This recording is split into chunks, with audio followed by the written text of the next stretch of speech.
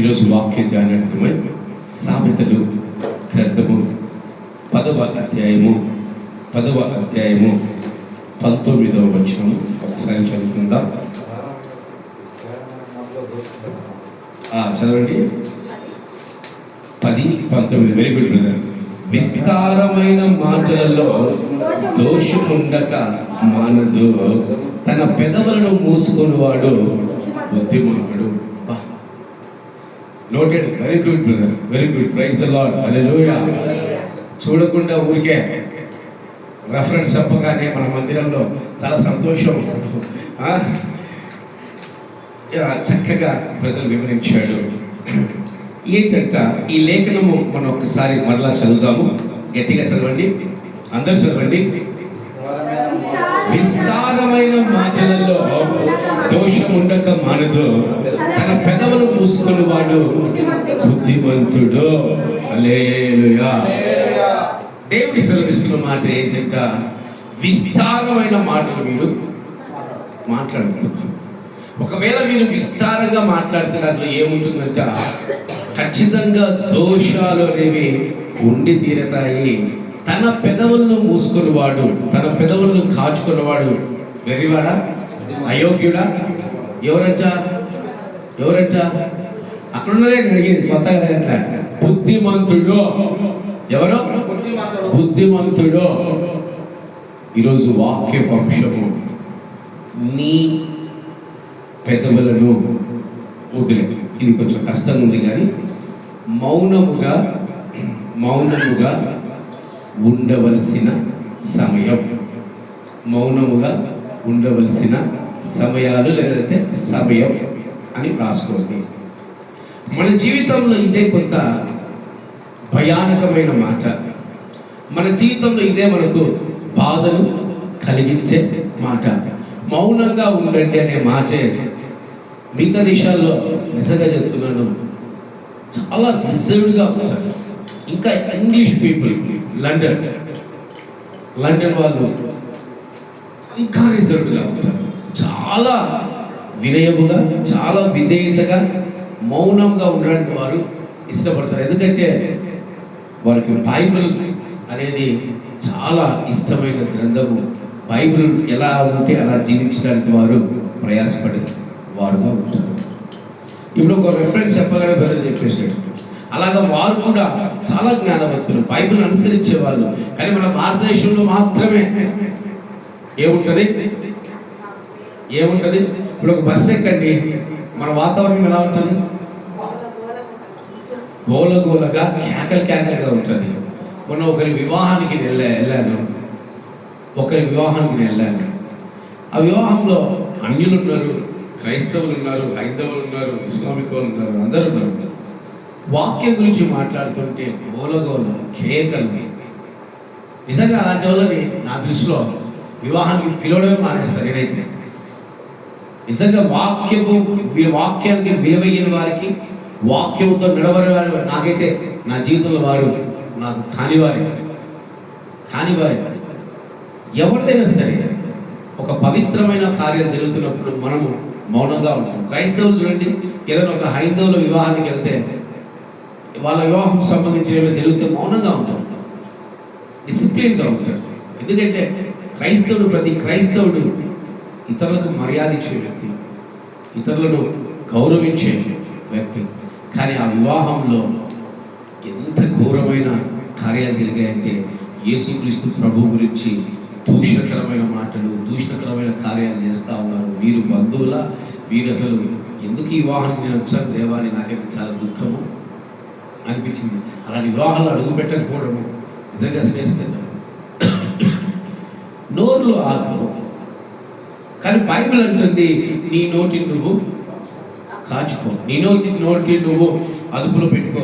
అలాగే 31వ వచనం చదివితే, అదే అధ్యాయంలో 31వ వచనం చదివితే, నీతిమంతుని నోరు జ్ఞానోపదేశమును పలుకును.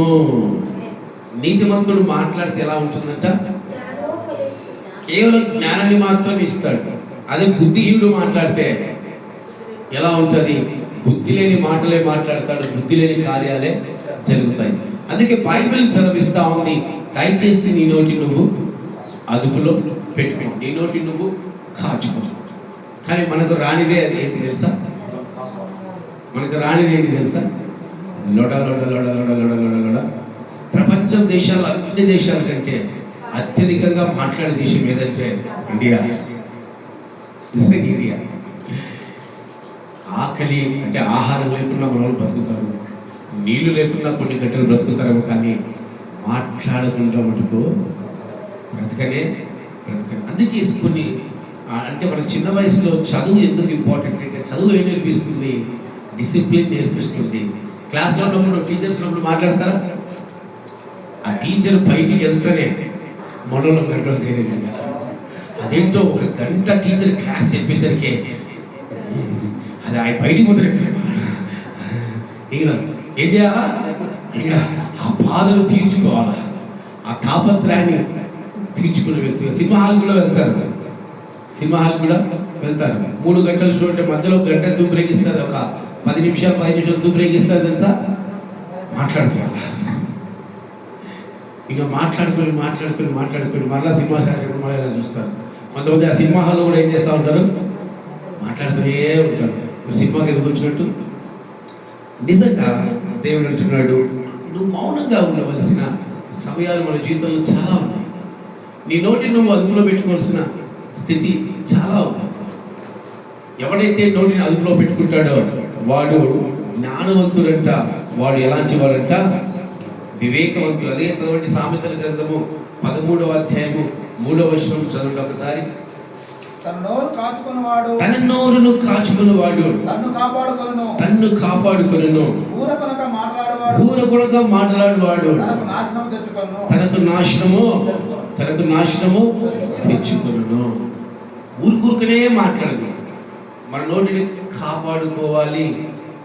బంధువులైనా సరే మీరు గుర్తుపెట్టుకోండి, విస్తారంగా మాట్లాడితే ఏమొస్తుంది తెలుసా? అది తల్లి లేదు, తండ్రి లేడు, అక్క లేదు, చెల్లెలు లేదు, అత్త లేదు, కోడలు లేదు, ఎవరు లేదు. ఆఖరి కన్న పిల్లలు కూడా ఎక్కువ మాట్లాడుతున్నారు అనుకో, కుమారుడు ఏదో మాట్లాడితే తండ్రి కోపం వస్తుంది, తండ్రి ఏదో మాట్లాడతాడు కుమారుడికి కోపం వస్తుంది. అందుకే తన నోటిని కాచుకోవాలి. ఈరోజు మన నోటిని కాచుకోవాలని దేవుడు సెలవిస్తూ ఉన్నాడు. ఈ 2026 సంవత్సరంలో నీ నోటి నువ్వేం చేయాలంట? కాపాడుకోవాలి. ఎవరైతే వారి నోటిని కాపాడుకుంటారో వారు ఆశీర్వాదాన్ని పొందుకుంటారు. ఎవరైతే విస్తారంగా మాట్లాడతారో, ఎవరైతే విస్తారమైన మాటల్లో జోక్యం చేసుకుంటారో వాళ్ళు ఏమైపోతారంట? పాడైపోతారు, నాశనం అయిపోతారు. ఏమైపోతారంట? అదే చెప్తుంది, ఊరకొనగా మాట్లాడేవాడు తనకు నాశనము తీర్చుకొనును. గమనించండి, బంధువులంతా పండగలు కూడుకున్నారనుకోండి, ఏం చేస్తారు తెలుసా? చక్కగా వంటలు చేసుకొని శుభ్రంగా తినేంత వరకు బాగుంటుంది. ఇంకా దాని తర్వాత ఏంటో నడుము బిగించుకుంటారు కొంతమంది, పంచలు బిగించుకుంటారు కొంతమంది, ఇంకా కూర్చుంటారు. ఆడవాళ్ళంతా ఒక గ్రూపు, మగవాళ్ళంతా ఒక గ్రూపు. మాట్లాడుతూనే ఉంటారు. అర్థం కాదు నాకు. మాట్లాడుతూనే ఉంటారు. అదేంటో ఒక టైం టేబుల్ లాగా, అదేంటో ఇది లేకుండా మేము బ్రతకలేము అన్నట్టు మాట్లాడుతున్నారు. సిస్టర్ గారు ఊరికి వెళ్తున్నారు. ఎందుకన్నమాట? అందరూ కలిస్తే ఏం చేస్తారమ్మా అని అడిగారు. మాట్లాడుకుంటాం సంతోషం. అదేంటో మాట్లాడుకోవడానికి ఒక గుంపుగా కూడుకుంటారంట. మాట్లాడుకోవడం ఏం చేయాలంట? గుంపుగా. సరే మాట్లాడుకుంటే దేవుని మాట్లాడకుండా ఆహా, లోకంలో ఎన్ని మాటలు ఉన్నాయో అన్నీ మాట్లాడుకుంటారు. దేవుడు అంటున్నాడు, నీ నోటిని కాచుకో, విస్తారంగా నువ్వు మాట్లాడవద్దు. సేవకులు చూడండి, చాలా వరకు ఎలా ఉంటారు? మౌనంగా ఎంత మాట్లాడాలనో అంతే మాట్లాడతాడు. చాలామంది విశ్వాసానికి వచ్చి ఈయనకు మా సేవకుడు కొంచెం ప్రౌడ్ ఎక్కువ, గర్వం ఎక్కువ, అందుకే ఎక్కువ మాట్లాడుతున్నాడు. వాళ్ళకి తెలియదు పాపం, ఎక్కువ మాట్లాడితే ఏమొస్తుంది తెలుసా? భేదాలు వస్తాయి. ఎక్కువ మాట్లాడడం వల్ల మనస్పర్ధలు వస్తాయి. ఎక్కువ మాట్లాడడం వల్ల నేను చదువు తీసుకోవచ్చు, మీరు చదువు తీసుకోవచ్చు. దానివల్ల కుటుంబాలు, సంఘాలు, జీవితాలన్నీ పాడైపోతాయి. వాళ్ళు అడుగుతారు, ఇప్పుడు ఏమి అందరితో భలే మాట్లాడుతూ ఉంటా, నాతో ఏమిలా మాట్లాడమంటే వాడు అప్పుడు కూడా మాట్లాడాడు. ఈ క్లోజప్ అడిటేషన్ పంపాలండి. ఏదానికి కోల్గేట్ క్లోజప్ దానికి పంపిస్తే ఈ అంటాడు. నాకు నేనే అర్థం చేసుకుంటే బ్రదర్ వాళ్ళు చెప్పారు, లేదు బ్రదర్ మీ దగ్గర మొహమాట పడతారు, మంచిది ఆయన సంతోషం అనుకున్నా. నిజంగా నేను కూడా సంతోషం. ఎందుకంటే విస్తారమైన మాటల వల్ల మన జీవితాల్లో ఆత్మీయ జీవితం ఎదగకపోవడానికి కారణము ఏంటి తెలుసా?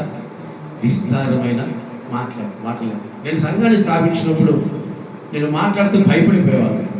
ఇప్పుడు నేను మాట్లాడుతుంటే ఆయన అంటుండలే ఓలే ఏమంటే దానికి ఒక కొత్త పేరు పెట్టారు, ప్రేమ. ఏంటంట? ప్రేమ అంట. ఈ ప్రేమ అంటే నన్ను ఎనక్కించవచ్చు, నేను చెప్పిన వాళ్ళు ఎదుటివాళ్ళు వినకపోవచ్చు. ఇదేదో కొత్త ట్రెండ్ అనమాట. దానికి ఎందుకు వచ్చిందంటే నేను విస్తారంగా వాళ్ళతో మాట్లాడడమే కారణం అనుకుంటా. నేను విస్తారంగా వారితో సహవాసం చేయడమే కారణం అనుకుంటా. అప్పుడు నాతో మాట్లాడే వాళ్ళు ఇప్పుడు నా నెత్తి మీద కొట్టిపోతా ఉన్నారు. దానికి ఎలా కారణం ఏంటి? విస్తారంగా మనము మాట్లాడటం, విస్తారంగా మన పెదాన్ని మనము కాచుకోకపోవటం. ఈరోజు దేవుడు అన్నాడు, నువ్వు ఏ సమయాల్లో మాట్లాడాలి, నువ్వు ఏ సమయాల్లో మాట్లాడగలవు, ఏ సమయాల్లో మాట్లాడాలి, ఏ సమయాల్లో మాట్లాడగలవు. ఇది కూడా మనకు తెలిసిందని క్రైస్తవులుగా మనం తెలుసుకోవాల్సింది ఏంటి? ఇదే మొట్టమొదటిగా. కనుక ఒక 7 అంశాలు చెప్తాను. సిస్టర్ అవుతాం 7 అంటే 7 కాక నువ్వేం చెప్తావు బ్రదర్ అని అనుకుంటా ఉంటారు. ఎందుకంటే 7లో ఏముంది? ఈరోజు మిమ్మల్ని సంపూర్ణంగా మాట్లాడకుండా చేయాలని ఆశపడతా ఉన్నా. అట్టని నేను ఎందుకు ఏ సమయాల్లో మాట్లాడాలి, ఏ సమయాల్లో మాట్లాడకూడదు తెలుసుకోవాలి. ఇప్పుడు బ్రదరే వ్యాపారం చేస్తాను, రాడికెళ్ళి మా బ్రదర్ చెప్పారు మాట్లాడద్దని. ఇట్లంటే అయిపోయింది సచ్చింది. నువ్వు కూరగాయల వ్యాపారం దగ్గర మా ఊడు మాట్లాడుతున్నాడు, చాలా ఉన్నారు సేవలు, మా ఊడు మాట్లాడుతాడు, ఏం పక్కన భార్య చెప్తుంది, చెప్పు రేట్లు చెప్పు. అన్న చెప్పినాడు మాట్లాడకూడదు, అవునకుండు సచ్చింది. ఈ మూగుడు దగ్గరికి నేను వ్యాపారానికి రాను. కనుక ఎప్పుడు మాట్లాడాలి, ఎప్పుడు మౌనంగా ఉండాలి మనం నేర్చుకోవాలి. మాట్లాడవలసిన పరిస్థితుల్లో మాట్లాడాలి. ఇక్కడ ఆరాధనకు వచ్చారనుకోండి బ్రదర్, వీడికి వచ్చి మా బ్రదర్ మాట్లాడుతాడు, ఆరాధన మీద మానేసిన పరిస్థితి ఏంటి? వాక్యం చెప్పమని చెప్పాను, వాడు వాక్యం ఎక్కువ చెప్పొద్దు, 4 ముక్కలు చెప్పేసి వెళ్ళిపోమనంటే దానికి అర్థం ఏంటి? కాదు. మనం ఎప్పుడు మాట్లాడాలి, ఎప్పుడు మాట్లాడకూడదు, ఇది మనకు తెలిసి ఉండాలి. ఎప్పుడు మాట్లాడాలి, ఎప్పుడు మాట్లాడకూడదు, ఇది తెలిసినప్పుడు ఖచ్చితంగా క్రైస్తవుడు విజయాన్ని పొందుకుంటాడు, క్రైస్తవుడు విజయాన్ని సాధిస్తాడు. కనుక 7 అంశాలు నేను చెప్తాను. మొట్టమొదటిగా సామెతల గ్రంథము 26వ అధ్యాయము 17వ వచనం. సామెతల గ్రంథము 26వ అధ్యాయం 17వ వచనం చదవండి. తనకు పట్టని పుట్టని కాదురా, పట్టని జగడమును బట్టి రేపువాడు దాటిపోతున్న కుక్క చెవులు పట్టుకొని వానితో సమానుడు. తనకు పట్టని తెగమును బట్టి రేగువాడు దాటిపోతున్న కుక్క చెవులను పట్టుకున్న వాడితో సమానము. మొట్టమొదటిగా ఇదే సైడ్ హెడ్డింగ్ కూడా ఏంటంటే అన్ని విషయాల్లో జోక్యము చేసుకోకూడదు. తనకు పట్టని జగడము. ఎవడో కొట్లాడుకుంటూ ఉంటారు, ఎవడో ఏదో మాట్లాడుకుంటూ ఉంటారు. మనకేంటి తెలుసా? మనకేంటి? అబ్బా ఎంత చక్కగా చెప్తున్నావు అమ్మా. ఎవరో ఏదో కొట్లాడుకుంటే అసలు పట్టించుకోను, ఏమైనా కొట్టుకోండి మీ ఇష్టం, నాకు సంబంధించిన విషయం కానీ అక్కడ వచ్చి పారిపోతాను. కొట్లాట్ల మధ్య నేను ఎప్పుడు ఉండను.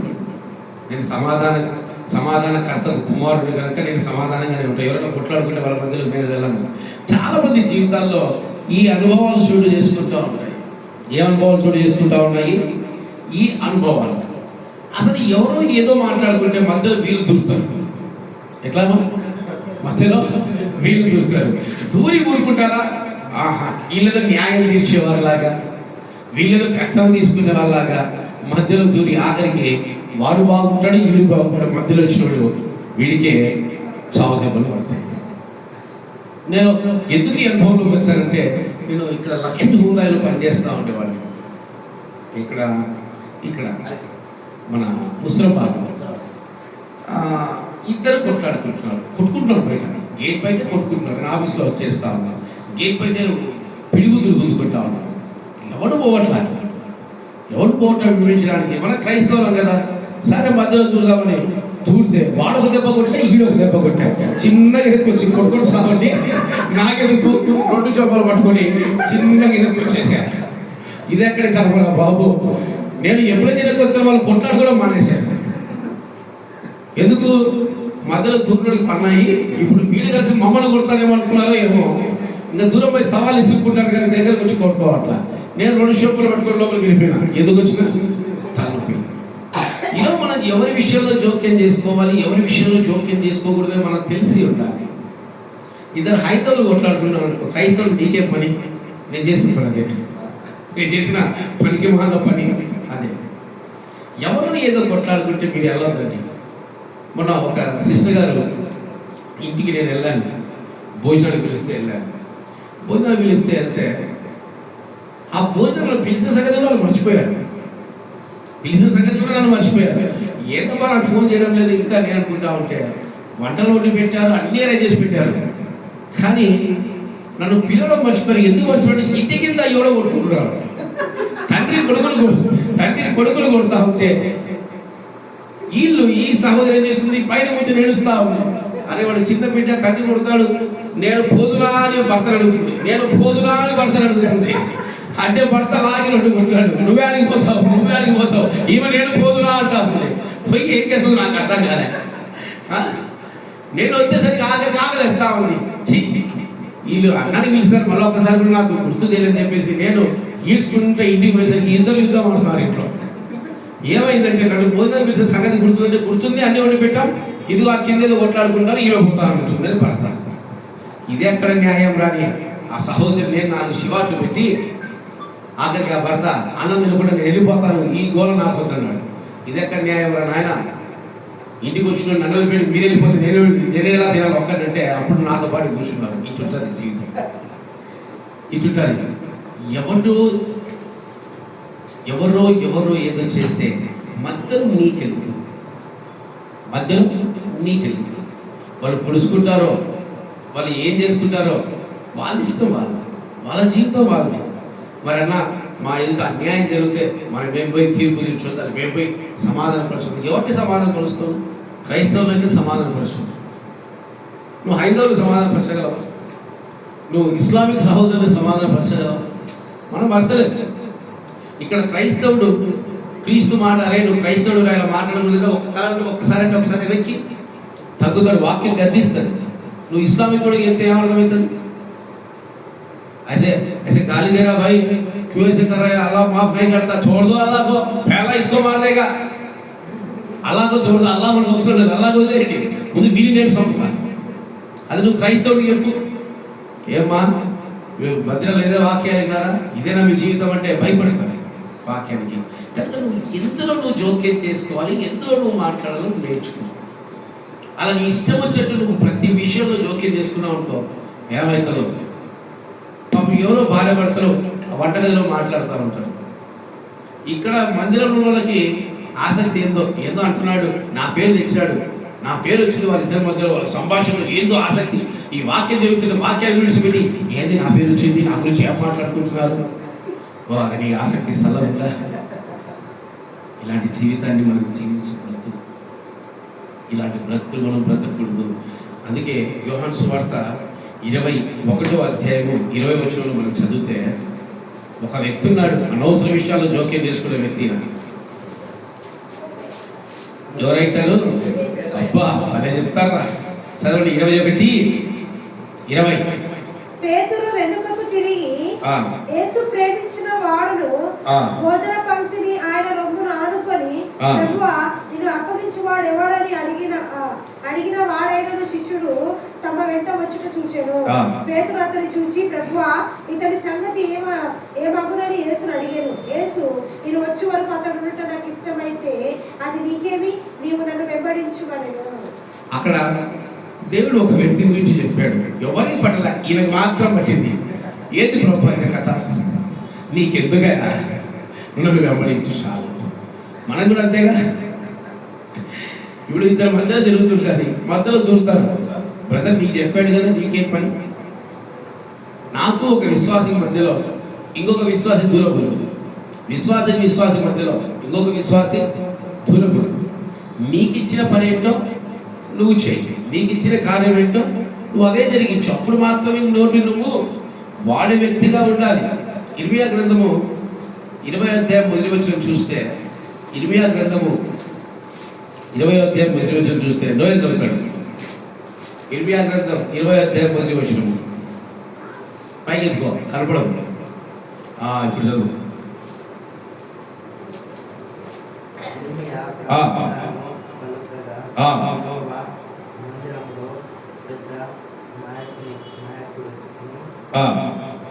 ఇమ్మేరు కుమారులకు పశువులను యాజకుడు విని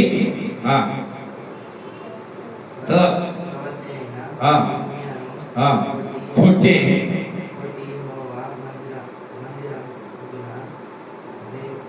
బెన్యామీను మీది గుమ్మముల వద్ద నుండి బోండాలు అతన్ని వేయించెను. ఇర్మియా ఒక ప్రవచనం చెప్పారండి. ఇర్మియా ప్రవచనం చెప్తారు దేవునికి, ఇర్మియాకు, ప్రజలకు మాత్రం సంబంధించింది. ఇప్పుడు ఇతరే చేస్తున్నారంట, పశువులు అనే వ్యక్తి ఏం చేస్తున్నారంట, ఇర్మియాను కొట్టి బోండాలు వేసి అసలు నువ్వు చెప్పే ప్రవచనమే తప్పు, నువ్వు చెప్పే ప్రవచనమే అబద్ధం అని ఇర్మియాను తీర్పు తీరుస్తా ఉన్నాడు. దేవుడు ఏం చేస్తాడు తెలుసా, ఈ పశువుని 7 నెలలు చంపేస్తాడు. ఏం చేస్తాడు? చంపివేస్తాడు. నువ్వు ఎంత విషయంలో మాట్లాడాలి, దేని విషయంలో మాట్లాడాలి కనీసం నీకు తెలుసా?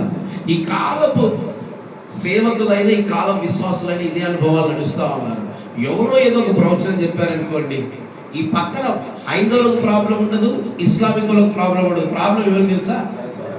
క్రైస్తవ సహోదరులకే. అది తప్పు, నేను చెప్పేది మాత్రమే రైట్. ఎవరికి వారు రైట్లే. ఇప్పుడు ఆయన ఏదో చెప్పాడు. ఫర్ ఎగ్జాంపుల్ చిన్న ఉదాహరణ చెప్తాను.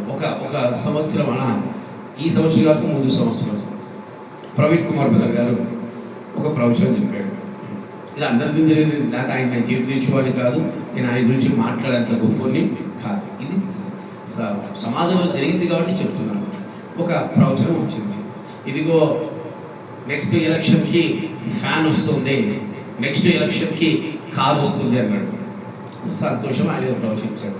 కానీ ఏమొచ్చింది? నెక్స్ట్ ఎలక్షన్కి అస్తం వచ్చింది, నెక్స్ట్ ఎలక్షన్కి సైకిల్ వచ్చింది. అక్కడ కాంగ్రెస్ వస్తుంది, అక్కడ ఏమొచ్చింది? బీజేపీ వచ్చింది. ఈరోజు మనం చెప్పే ప్రవచనము అది నెరవేర్చబడుకుంటే ఎవరికి అవమానం తెలుసా? ఎవరికి అవమానం? ఈరోజు ప్రవచనం తెలిసి కూడా నేను ఎందుకు మౌనం కొడుతున్నా? ఆయన ఏదో చెప్పుకుంటాడో జరగలే, ఏసై ఆయన చూసుకుంటారు, మధ్యలో మనం ఎవరు? ఈరోజు చాలా మంది తీర్పు అంటే ఒకరిని ఒకరు విమర్శించుకుంటూ, ఈ క్రైస్తవ జీవితంలో ఒకరిని ఒకరు విమర్శించుకొని బ్రతుకుతున్నారు. ఒక సేవకుడు తప్పు చేశారనుకుంటున్నాను, ఆయన తీర్పిచ్చడానికి నేనా కాదు, ఒకడు ఉన్నాడు, ఆయనకి సంబంధించింది. మనకిచ్చిన పరిచయం చేసుకుంటూ పోతా ఉండాలి. మనకిచ్చిన జీవితాన్ని మనం ముందుకు సాగుతాం. వీలుంటే ప్రార్థిద్దాం, లేదంటే మౌనంగా ఉందా. ఈ కాలం సంఘాల్లో కూడా ఇదే మనం భావించాలి. ఇతరులను తీర్పు తీర్చే వ్యక్తిగా ఉండకూడదు, ఇతరులను తీర్పు తీర్చే పరిస్థితుల్లో మనం ఉండకూడదు, మౌనంగా ఉండాలి. నీకు మంచి చెప్తే నువ్వు చెడు ఎందుకు తీసుకుంటావు? ఈరోజు ఏ విషయంలో మాట్లాడాలి, ఏ విషయంలో మౌనంగా ఉండాలి నేర్చుకోవాలి. ఇతర విషయాల్లో ఏంటి ఏం చెప్పారు స్టడీయింగ్, అన్ని విషయాల్లో మనం జోక్యము చేసుకోకూడదు. మీకు తెలుసో లేదో, ఒక కుటుంబాన్ని తీసుకుందాం. కుటుంబంలో తండ్రి, భార్య భర్తలు, కుమార్తె, కొడుకు, నలుగురు ఉన్నారు. కూతురు పెద్దగైంది, కుమార్తె పెద్దగైంది. చిన్నప్పటి నుంచి కుమార్తె తండ్రి షేర్ చేసుకుంటుంది. కానీ కొన్ని విషయాలు మాత్రం ఎవరితో షేర్ చేసుకోగలదు? ఎవరితో షేర్ చేసుకోగలదు? ఇప్పుడు తండ్రి అడిగితే మీ అమ్మకి చెప్పుకున్నావు, నాకు చెప్పకుంటే కొన్ని చెప్పకూడని విషయాలు ఉంటాయి, అని చెప్పలేదు. అన్ని విషయాలు తండ్రి జోక్యం తీసుకోకూడదు, అన్ని విషయాల్లో తల్లి కూడా. ఇప్పుడు కుమారుడు ఏదైనా ఇబ్బంది అయితే తండ్రికి చెప్పుకుంటాడు, తల్లి చెప్పుకుంటాడా? తండ్రికి చెప్పుకుంటాడు. ఎందుకు? అన్ని విషయాల్లో తల్లి జోక్యం తీసుకోకూడదు, చెప్పినవే చెప్పగలరు. ఈరోజు భార్య భర్తల మధ్య కొన్ని విషయాలు ఉంటాయి, మధ్యలో నాలంటోడు జోక్యం తీసుకుంటే ఏమవుతాడు? ఎర్రోడు అవుతాడు. కనుక నిజమే, అన్ని విషయాల్లో మనము జోక్యము చేసుకోకూడదు. ఇద్దరు భార్య, నాకు ఇవన్నీ అనుభవాలు, ఇద్దరు భార్య భర్తలు కొట్లాడుకుంటే మధ్యలేదు దూరి న్యాయం చెప్పాను. న్యాయం చెప్తే బాగుంది. సాయంత్రానికి వాళ్ళిద్దరు కలుసుకొని నన్ను దోషించేసినారు. ఆ రోజు అనుకున్నా, ఇక నుంచి ఖచ్చి నేను పట్టు కాదు, భార్య భర్తల మధ్య విషయంలో నేను ఎప్పుడు జోక్యము చేసుకోను. నా దగ్గరికి కొంతమంది నువ్వే సంబంధం పెట్టినావు, న్యాయం తిరుగుతురా, మీరు ఒక 2 గంటలు ఆగండి, అప్పుడు వచ్చి న్యాయం తీరుస్తారు. 2 గంటలు ఇంటికి పోయి సూపర్గా భార్య భర్తలు హీయం నవ్వుతా, కాఫీ ఇస్తారు నాకే. మా స్తోత్రం నాయన. అదే నేను మధ్యలో దూరి మాట్లాడితే ఏమైందో తెలుసా? భర్తకు సపోర్ట్ ఇస్తే భార్యకు బాధ, భార్యకు సపోర్ట్ ఇస్తే భర్తకు బాధ. మళ్ళీ ఆ శివరాత్రి 2 గంటలు లేదు, ఆ తర్వాత వీలెట్లుంటాడు తెలుసా? ఇద్దరు ఏకమై, చూసినావా నువ్వు అన్న అని చెప్పి నా గురించి ఎన్ని మాట్లాడినాడు, నువ్వు బావ అని చెప్పి నీ గురించి ఎన్ని మాట్లాడినాడు, అంత దొంగోడు, మంచోడు కాదు, ఆఖరికి నా మీదకి వస్తాడు. ఇది ఎక్కడ న్యాయం అండి? కనుక అన్ని విషయాల్లో నువ్వు జోక్యం చేసుకోవద్దు. ఎవరైనా సరే, సేవకుడైనా విశ్వాస అయినా ఎవరైనా సరే, నీవు జోక్యం చేసుకోవాల్సిన విషయాలు కొన్ని మాత్రమే. నువ్వు వాటిలో మాత్రమే జోక్యం చేసుకో, అది నిన్ను అడిగితే. లేకుండా నువ్వు అన్ని విషయాల్లో, ఇర్మియా ప్రవచించాడు, అది దేవునికి ఇర్మియాకి ప్రజలకు సంబంధం. మధ్యలో నువ్వు మూడోవాడి రావడానికి అవును కదా? యేసయ్య యోహాను చెప్పాడు, నేను వచ్చేంతరకు నువ్వు ఉండని. మధ్యలో పేతురికి ఏ సంబంధం? ఒక తిట్టి ఏం చేశాడు? నువ్వు వెంబడించి నీకెందుకు అన్నాడు యేసయ్య.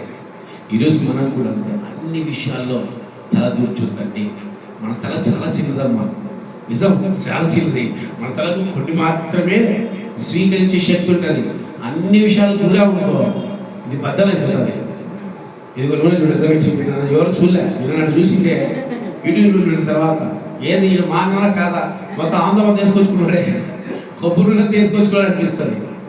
మన తల చాలా చిన్నది, మనం అందులో జోక్యం చేసుకోవాలి. అందులో మాత్రమే మనము జోక్యం చేసుకోవాలి. అన్నింటిలో మీరు జోక్యము చేసుకోకండి. మొట్టమొదటిగా అది. రెండవదిగా చూస్తాము సామెతల గ్రంథము 14వ అధ్యాయం 17వ వచనం. సామెతల గ్రంథము 14వ అధ్యాయం 17వ వచనం. త్వరగా కోపపడవాడు మూఢత్వము చూపును, దుర్యాలోచన గలవాడు ద్వేషింపబడును. చాలు. హల్లెలూయా, హల్లెలూయా. రెండవదిగా, ఆగ్రహంలో ఉన్న వాడికి ఉన్నప్పుడు, ఆగ్రహంలో ఉన్న వ్యక్తితో నువ్వు మాట్లాడదు.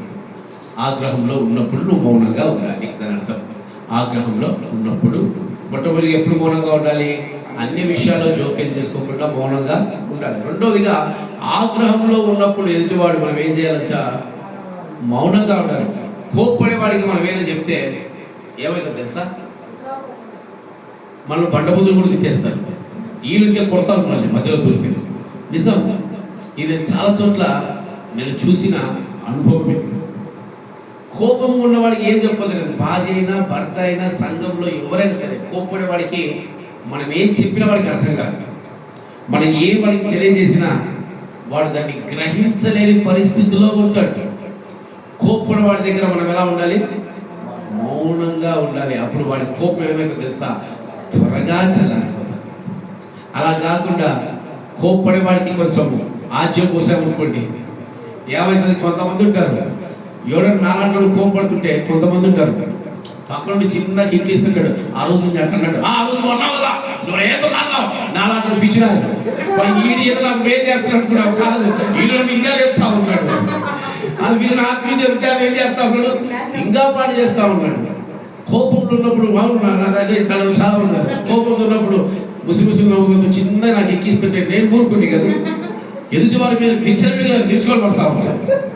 కోపంలో ఉన్నప్పుడు దయచేసి ఎదుటివాడు మాట్లాడకుండా ఉండడానికి ప్రయాసపడండి. కోప్పడేవాడు కూడా మాట్లాడకుండా ఉండడానికి ప్రయాస పడాలి. ఇప్పుడు 2వ రాజుల గ్రంథము 2వ అధ్యాయము 23వ వచనం చూడండి. 2వ రాజుల గ్రంథము 2వ అధ్యాయము 23వ వచనం చదవండి. అక్కడ నుండి అతడు బేతేలునకు ఎక్కి వెళ్ళెను. అతడు త్రోవన పోవచుండగా బాలురుడు పట్టణంలో నుండి వచ్చి, బోడివాడ ఎక్కిపోము, బోడివాడ ఎక్కిపోము అని అతనితో అపహాస్యము చేయగా. చాలా మొట్టమొదటిగా ఇక్కడ ఎవరు ఇతను? ఎవరు? ఎలీషా ముందే కోపం ఉన్నాడు. ఎందుకు కోపం ఉన్నాడు? ఎందుకు కోపం ఉన్నాడు తెలుసా? తన గురువు తన నుంచి వదిలిపోయి ఒంటరిని చేస్తున్నాడు. ఇది కోపం. ఒకసారి దేవుడు మన కష్టాల్లో ఆయన పలకడు ఉలకడు. మనకి ఏమొస్తుంది తెలుసా? తిక్కలేసినప్పుడు నాలాంటి పోయి నాకు దేవుడు ఏం చేశాడు, అట్లా చేశాడంటే అమ్మ అనకూడదు. నీకేం తెలుసు? నిన్ను బాధలు పడుతుంటే ఆయన చూస్తున్నాడు. ఆయనకేం తెలుసు? కష్టపడ్డే తల్లి కొడుకోవాల్సిన ఆశలు ఉన్నాడు. నా కష్టం అని తెలుసా? ఆయన సిలువ మోసాడు. నా తల్లు ఆయన ఏం మోసాడు? సిలువ మోసాడు. లోక పాప ఫలాన్ని మోసాడు. ఆయనకు తెలిసిన కష్టం ప్రపంచంలో ఎవరికి తెలియదు. కానీ వీళ్ళు కోపంలో ఏం మాట్లాడతారు? ఆయనకి ఏం తెలుసు? ఆయనకే తెలుసు అండి. కోపంగా ఎలీషా ఉన్నాడు. ఎందుకు కోపం తెలుసా? తన గురువు తను విడిచిపోయాడు. ఇప్పుడు ఎలీషా ఎలా అయిపోయాడు తెలుసా? ఒంటరి వాడిగా అయిపోయాడు. ఆయన దాంట్లో ఆయన ఆలోచన దాని. ఈ పిల్ల కుక్కలకి ఏం పడుతుంది? వీళ్ళకి అల్లరి గోపికి ఏం పడింది? బోడివాడ ఎక్కిపో. ఇంకా ఉగ్రుడైపోయాడు. కోపం ఉన్న వాడి దగ్గర ఎట్టుండాలా? మౌనంగా ఉంటే చల్లబడతాడు. వీళ్ళు ఏం చేస్తున్నారు? బోడివాడ ఎక్కిపో అంటే ఎమ్మడే ఎలీషా కోపం చేసి చెప్పించేసినాడు. 2 ఆడు ఎలుగుబంట్లు వచ్చి 42 మంది పిల్లలు తప్పేసినాడు. ఎంతమందిని? 42 42 చిల్డ్రన్స్. అంటే వీళ్ళు చిల్డ్రన్స్ అనకూడదు. కానీ ఒక సేవకుని ఎక్కించే వాళ్ళు చిల్డ్రన్స్ కాదు. ఎలాంటి వీళ్ళు? శోధించేవాళ్ళు. 42 మంది కాళ్ళ దాని కింద మీరు చదువుకోండి. 42 మంది పిల్లలను చంపేసినట్టు లేఖనాల్లో రాయబడ్డాయి. ఈరోజు కోపంగా ఉన్నవాడి దగ్గర నీ నోటిని కాచుకో. వాడేదో ఆపదలు వచ్చినాడు. భర్తల గురించి భార్యలకు తెలుసుకోవాల్సిన జీవిత సత్యాలు తెలుసుకోవాలి. బయట ఏదో భర్తకు ఆపద జరిగింది అనుకోండి, అది వాంటెడ్గా చేయించుకుంటారా ఆపద ఏమన్నా? ఇప్పుడు ఫర్ ఎగ్జాంపుల్ మన బ్రదర్కి సాక్షి చెప్పారు సిస్టర్, గొంతుకు చుట్టుకుని 20 చుట్టుకుంటాడు, కావాల్సిన చుట్టుకో అని. ఇప్పుడు భార్య ఏం చేయాలి?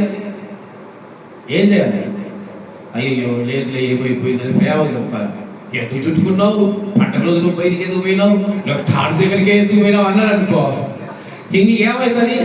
ఆయన గారికి షెయిల్ వేస్తుంది. ఏం వేస్తుంది?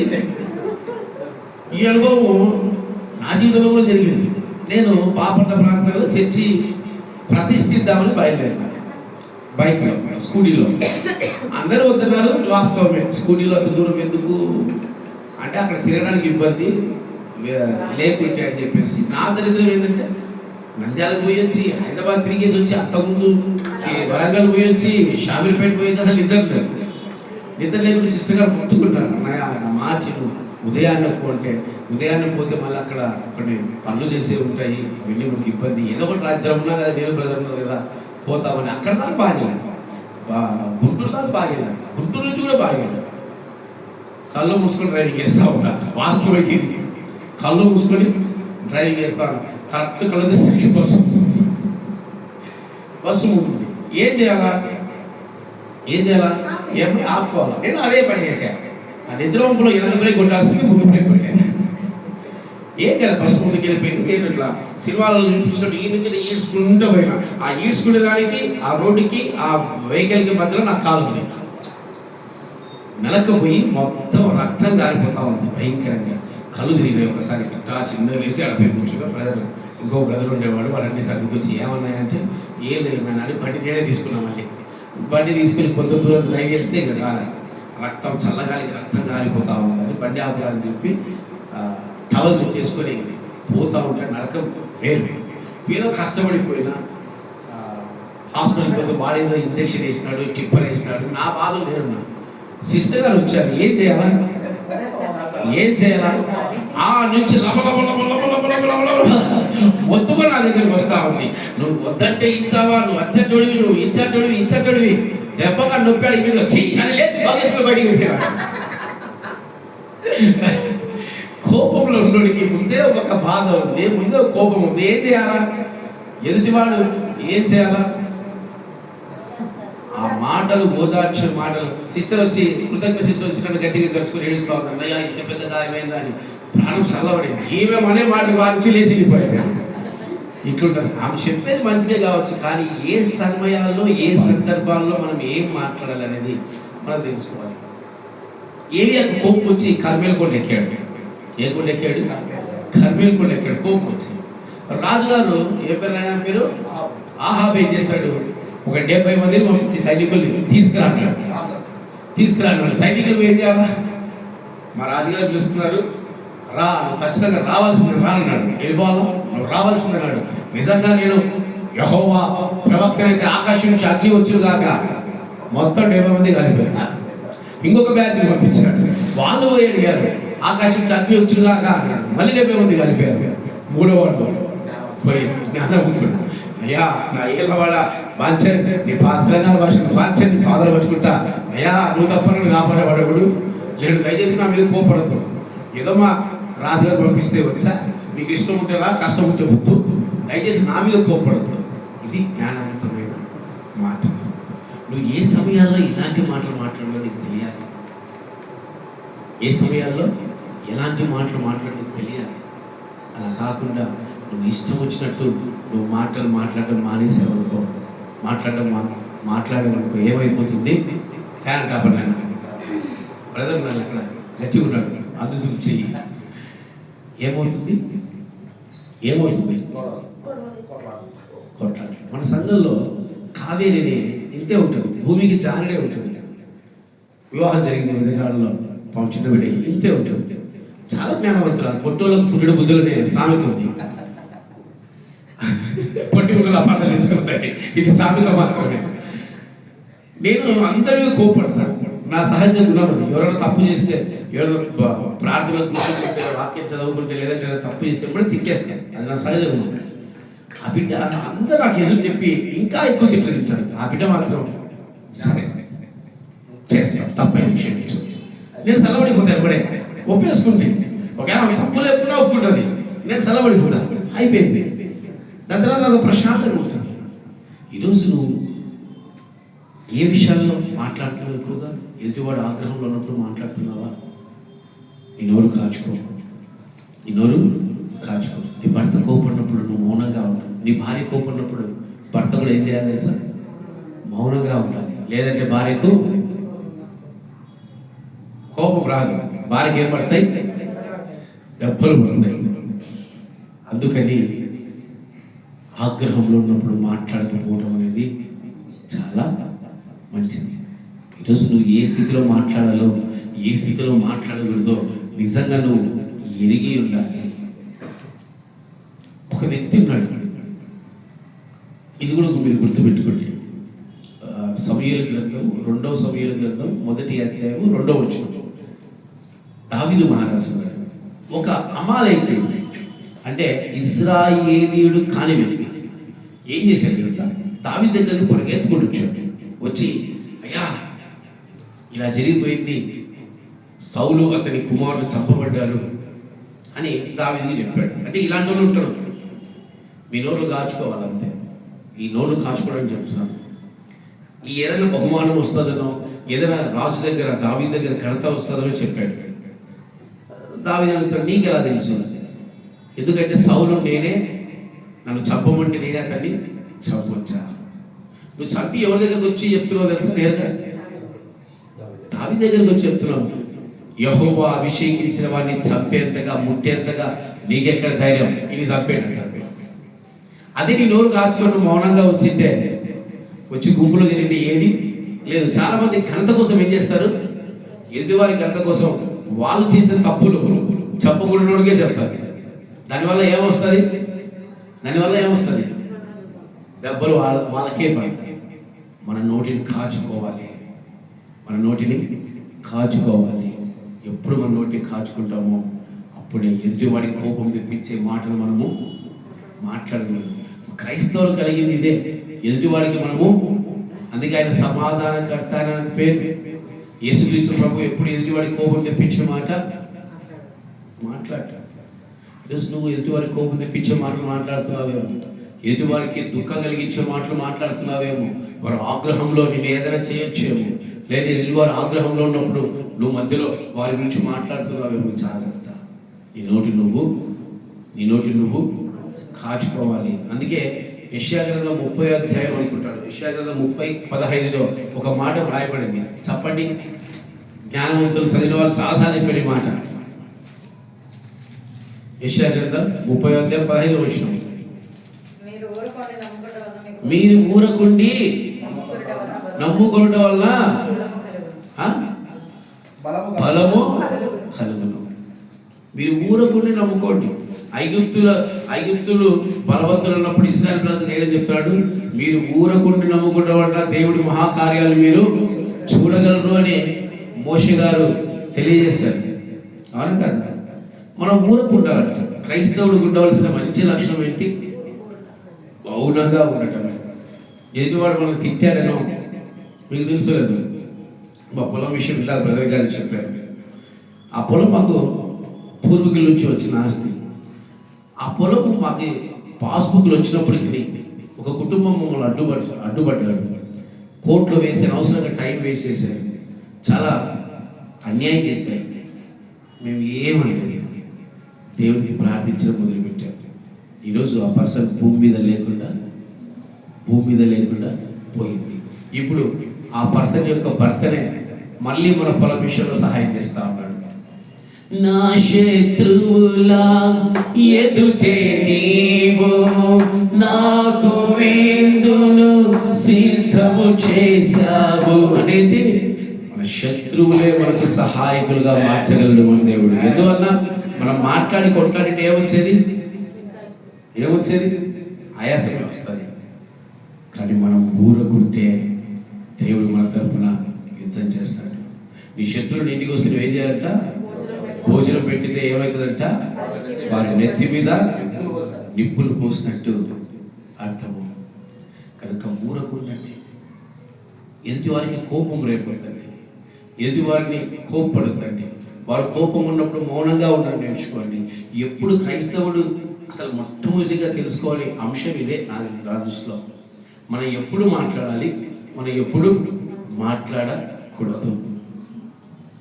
మాట్లాడవలసిన సమయంలో మనలో మాట్లాడకూడని సమయంలో ఏం చేస్తారు? మాట్లాడుతూనే ఉంటారు.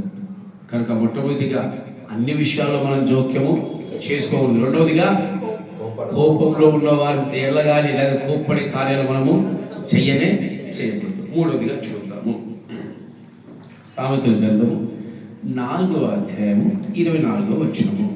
సామెతల గ్రంథము 4వ అధ్యాయము 24వ వచనము. మూర్ఖపు మాటలు నోటికి రానియకుము, పెదవుల నుండి కుటిలమైన మాటలు రానియకుము. మన నోటి నుంచి ఏ మాటలు రావద్దంట? మూర్ఖపు మాటలు కానీ, కుటిలమైన మాటలు కానీ, అనగా అబద్ధాలు చెప్పే మాటలు కానీ, మోసం చేసే మాటలు కానీ మన నోటి నుంచి రాకూడదు. క్రైస్తవుడు అంటే అబద్ధాలు పలకని వాడు. ఇదే మూడో అంశం. అబద్ధము, మోసము చేయటానికి ప్రేరేపింపకూడని మాటలు. అబద్ధము, మోసం మాట్లాడకూడదు అనుకోండి సింపుల్గా. అంటే ఏంటి? ఈరోజు నువ్వు క్రైస్తవుడిగా అబద్ధాలు ఆడొచ్చా? అబద్ధాలకు జరుగుడు ఎవరంట? చదివారా? ఈరోజు ఎంతమంది అబద్ధాలు చెప్పకుండా? ఎంతమంది అబద్ధాలు చెప్పకుండా ఉంటున్నారు? జ్ఞాపకం చేసుకోండి. మన దైనందిన జీవితంలో మన నోరు తెరిస్తే ఏం చేస్తాం? అబద్ధాలే మాట్లాడతాం, అబద్ధాలే మనము పలుకుతాం. అలాగే మోసపు మాటలు కూడా మనం ఏం చేస్తూ ఉంటాం? పలుకుతూనే ఉంటాం.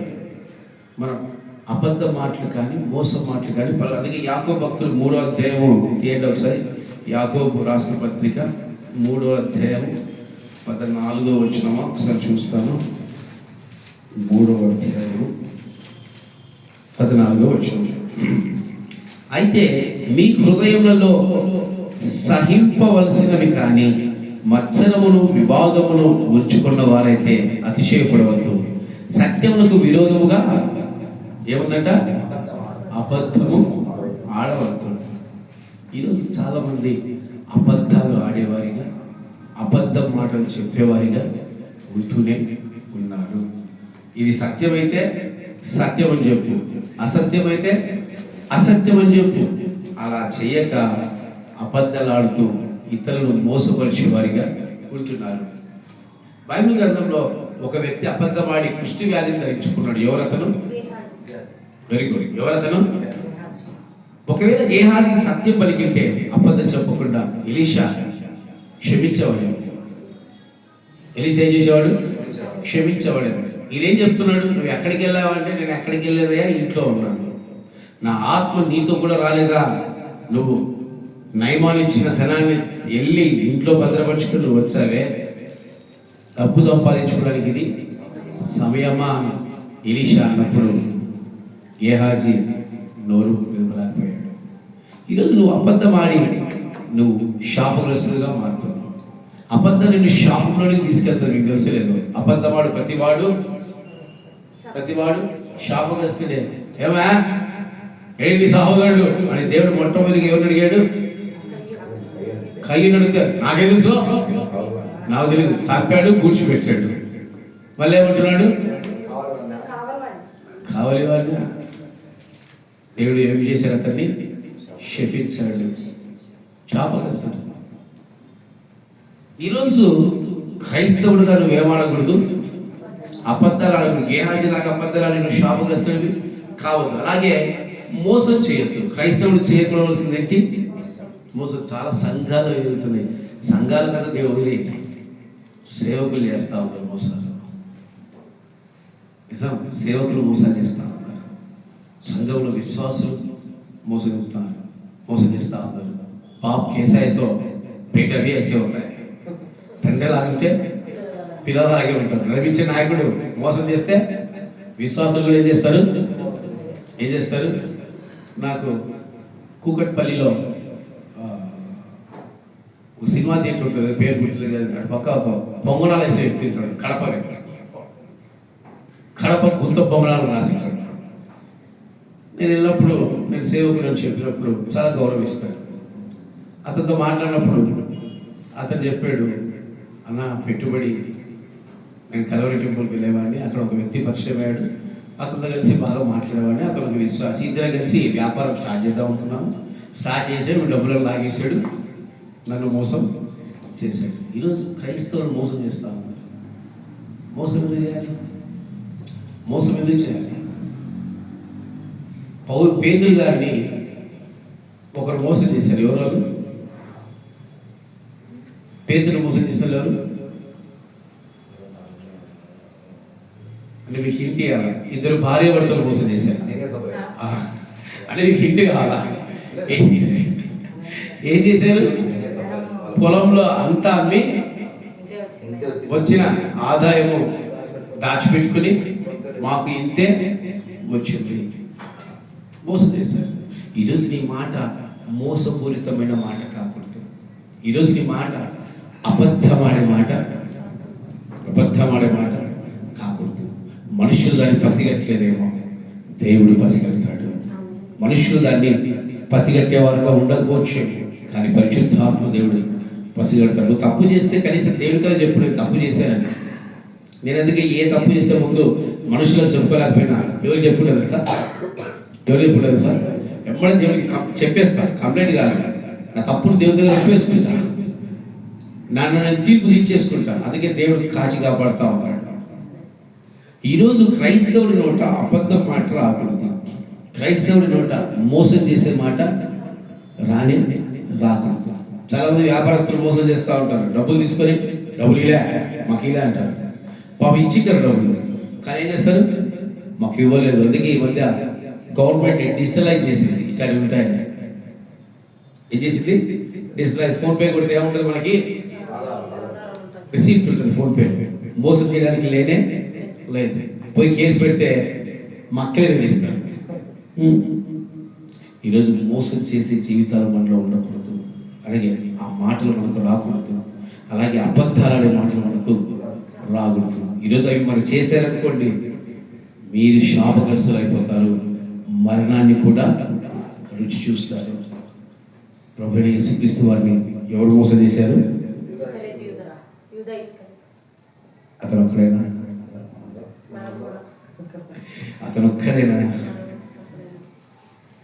ఈరోజు ప్రతి క్రైస్తవుడు, ప్రతి సేవకుడు, ప్రతి సంఘము క్రీస్తు ఏం చేస్తారు తెలుసా?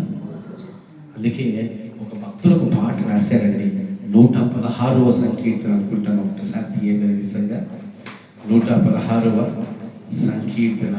మోసపూరితమైన మాటలు నీలో ఉన్నాయి. నేను నమ్మిన వారిలో కొందరు మోసం చేశారు, వెళతామని చెప్పి వెనుకకు తిరిగారు. ఎవరైనా మీలో ఎవరైనా వెళతారా, నా ప్రేమను చెబుతారా, వెళతారా, చెబుతారా. ఈరోజు చాలా మంది ఏం చేస్తున్నారు? దేవునికి అబద్ధం మాటలు చెప్తా ఉన్నారు, దేవుణ్ణే మోసం చేస్తున్నారు. ఈరోజు ఎందుకు ఇలాంటి జీవితాలు ఉన్నాయంటే నీ నోటి నువ్వు కాచుకోలేక పోవటం. గత రాత్రి కూడా మనం మాట్లాడుకున్నాం, ఉన్నవాళ్ళు తల్మా లోతు. నేను చెప్పిన అంశం తల్మా లోతు, దేవుని శోధించు స్థలం. ఆఖరి శిష్యులు కూడా ఆయన శోధిస్తూ ఉన్నారు. శిష్యులు కూడా ఆయన బలాన్ని చూసుకోలేకపోయారు, ఆయన మహిమను చూడలేకపోయారు, ఆయన ఎందుకు విశ్వాసం ఉంచలేకపోయారు. ఈరోజు నువ్వు మోసం చేస్తున్నావంటే, నువ్వు అబద్ధాలు ఆడుతున్నావంటే దానికి గల కారణం ఏంటి తెలుసా? నీ నోటి నువ్వు అదుపులో పెట్టుకోలేవు. అందుకే నువ్వు మాట్లాడే మాట మహిమకరంగా ఉండాలి, నువ్వు మాట్లాడే మాట ప్రభావంగా ఉండాలి, నువ్వు మాట్లాడే మాట అనేకులకు మాదిరికరంగా ఉండాలి. అలా నేను జీవించాలి. అందుకే ఏ సమయాల్లో ఎలా ఉండాలో దేవుడు మనకు ఈ వారం నేర్పిస్తాడు. 2026లో నువ్వు ఎలా మాట్లాడాలి, ఎవరితో ఎలా ప్రవర్తించాలి, ఎవరితో ఎలా జీవించాలి, ఎవరితో ఎలా బ్రతకాలో మనకు ఆయన నేర్పిస్తూ ఉన్నాడు. 4వదిగా చూద్దాం. ఫస్ట్ ఏంటి? అవుతండి, ఎక్కడ దొరికితే అక్కడ పోయి మీ స్వరాన్ని దయచేసి వాడొద్దండి. 2వదిగా కోపపడ వారితో మౌనంగా ఉండి మీరు కోపం రేపొద్దండి మీ మాటలతో. 3వదిగా అబద్ధం ఆడొద్దండి, మోసము చేయొద్దండి. 4వదిగా చూద్దాం. సామెతల గ్రంథము 18:13. సామెతల గ్రంథము 18:13. సంగతి వినక ముందు ప్రత్యుత్తరం ఇచ్చువాడు తన మూఢతను బయలుపరిచి సిగ్గునందును. ఏంటంటే సంగతిని వినక ముందు ప్రత్యుత్తరం ఇచ్చువాడు తన మూఢతను బయలుపరిచి సిగ్గు. ఏ సంగతి తెలియకుండానే చాలా మంది ఏం చేస్తుంటారు? తీర్పులు తీరుస్తూ ఉంటారు. ఏం చేస్తూ ఉంటారు నాయన? తీర్పు తీర్చేవారిగా ఉంటారు. ఏ విషయం నీకు తెలియకుండా నువ్వు ఎందుకు మాట్లాడతావు? ఎదుటి వారి గురించి నీకు తెలియకుండా నువ్వెందుకు వారి గురించి నువ్వు వ్యర్థముగా మాట్లాడతావు? ఇదే సత్యము, ఇదే అసత్యమని నువ్వు ఎలా ఫైనలైజ్ చేస్తావు? ఆలోచించండి. క్రైస్తవుడికి బలహీనత ఏంటి తెలుసా? పక్కనోడితో పక్కింటితో బాగా సహవాసం చేస్తారు. మనం ఎవడన్నా వచ్చే ఒక చిన్న మాట, వాళ్ళు మంచోళ్ళు కాదంటే, అవును నాకు కూడా తెలుసు అయినా మాట్లాడుతున్నా. నిజం. ఈరోజు ఎదుటి వారు తప్పు చేశారా తప్పు చేయరా అనేది నిర్ధారణ కాకముందే చాలామంది వారిని బాధపడుతూ ఉన్నారు, చాలామంది వారిని దుఃఖపరుస్తూ ఉన్నారు. చాలా కుటుంబాలు ఆత్మహత్యలు కూడా చేసుకున్నారు, చాలామంది కృంగిపోయినారు. బైబిల్లో ఒక వ్యక్తి ఉన్నారండి, తప్పు చేయలేదు, కానీ అక్కడుండే ప్రజలందరూ ఏం తీర్పు తీర్చేశారు? ఎవరతను? బా చప్పట్లు కొట్టండి వీడికి. Very good. ఏమిరా ట్యూబ్లైట్ లాగా వెళ్ళిపోతుంది, చప్పట్లు కొడతానే. యోసేపు. అక్కడ సత్యము దేవునికి తెలుసు, స్త్రీకి తెలుసు, యోసేపుకు తెలుసు. కానీ ప్రపంచం అంతా ఇప్పటికీ బైబిల్ ఏం చెప్తా ఉంది అంటే, చదివిన వాళ్ళ ముందు ఆ వెనకద మాట చదవకుండా ముందు మాట చదివిన వాళ్ళకి ఏమైపోతారు? ఏమైపోతారు?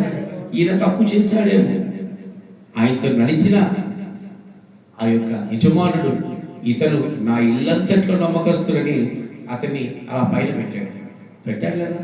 తన భార్య చెప్తానే ఏసేపు నువ్వు తప్పు చేసేవాళ్ళేసి. ఎవరు ఎలాంటి వ్యక్తి అని నీకు తెలిసినప్పుడు వాళ్ళు తప్పు చేశారని మాట వచ్చినా నీవు వారి పక్షాన్ని నిలబడు, వారి పక్షాన్ని నిలబడు. వీరు తప్పు చేసేవారు కానీ ప్రపంచమంతా వీరు తప్పు చేశారని చూపించవచ్చు, కానీ వారు ఎలాంటి వారో తెలియకుండా నువ్వు వారిని తీర్పు తీర్చవద్దు, నువ్వు వారి గురించి మాట్లాడవద్దు. మీకు వారి ఏ అభిప్రాయం ఉందో దాన్ని నువ్వు దాని మీద నువ్వు స్టిక్ కాదు. వారు తప్పు చేయరు, వారి కుటుంబము తప్పు చేసే కుటుంబము కాదు, వారి పిల్లలు తప్పు చేసే పిల్లలు కాదు. ఇలా అనేకులు వారికి ఇష్టం వచ్చినట్టు పూర్తిగా తెలియకముందు ఏం చేస్తున్నారు?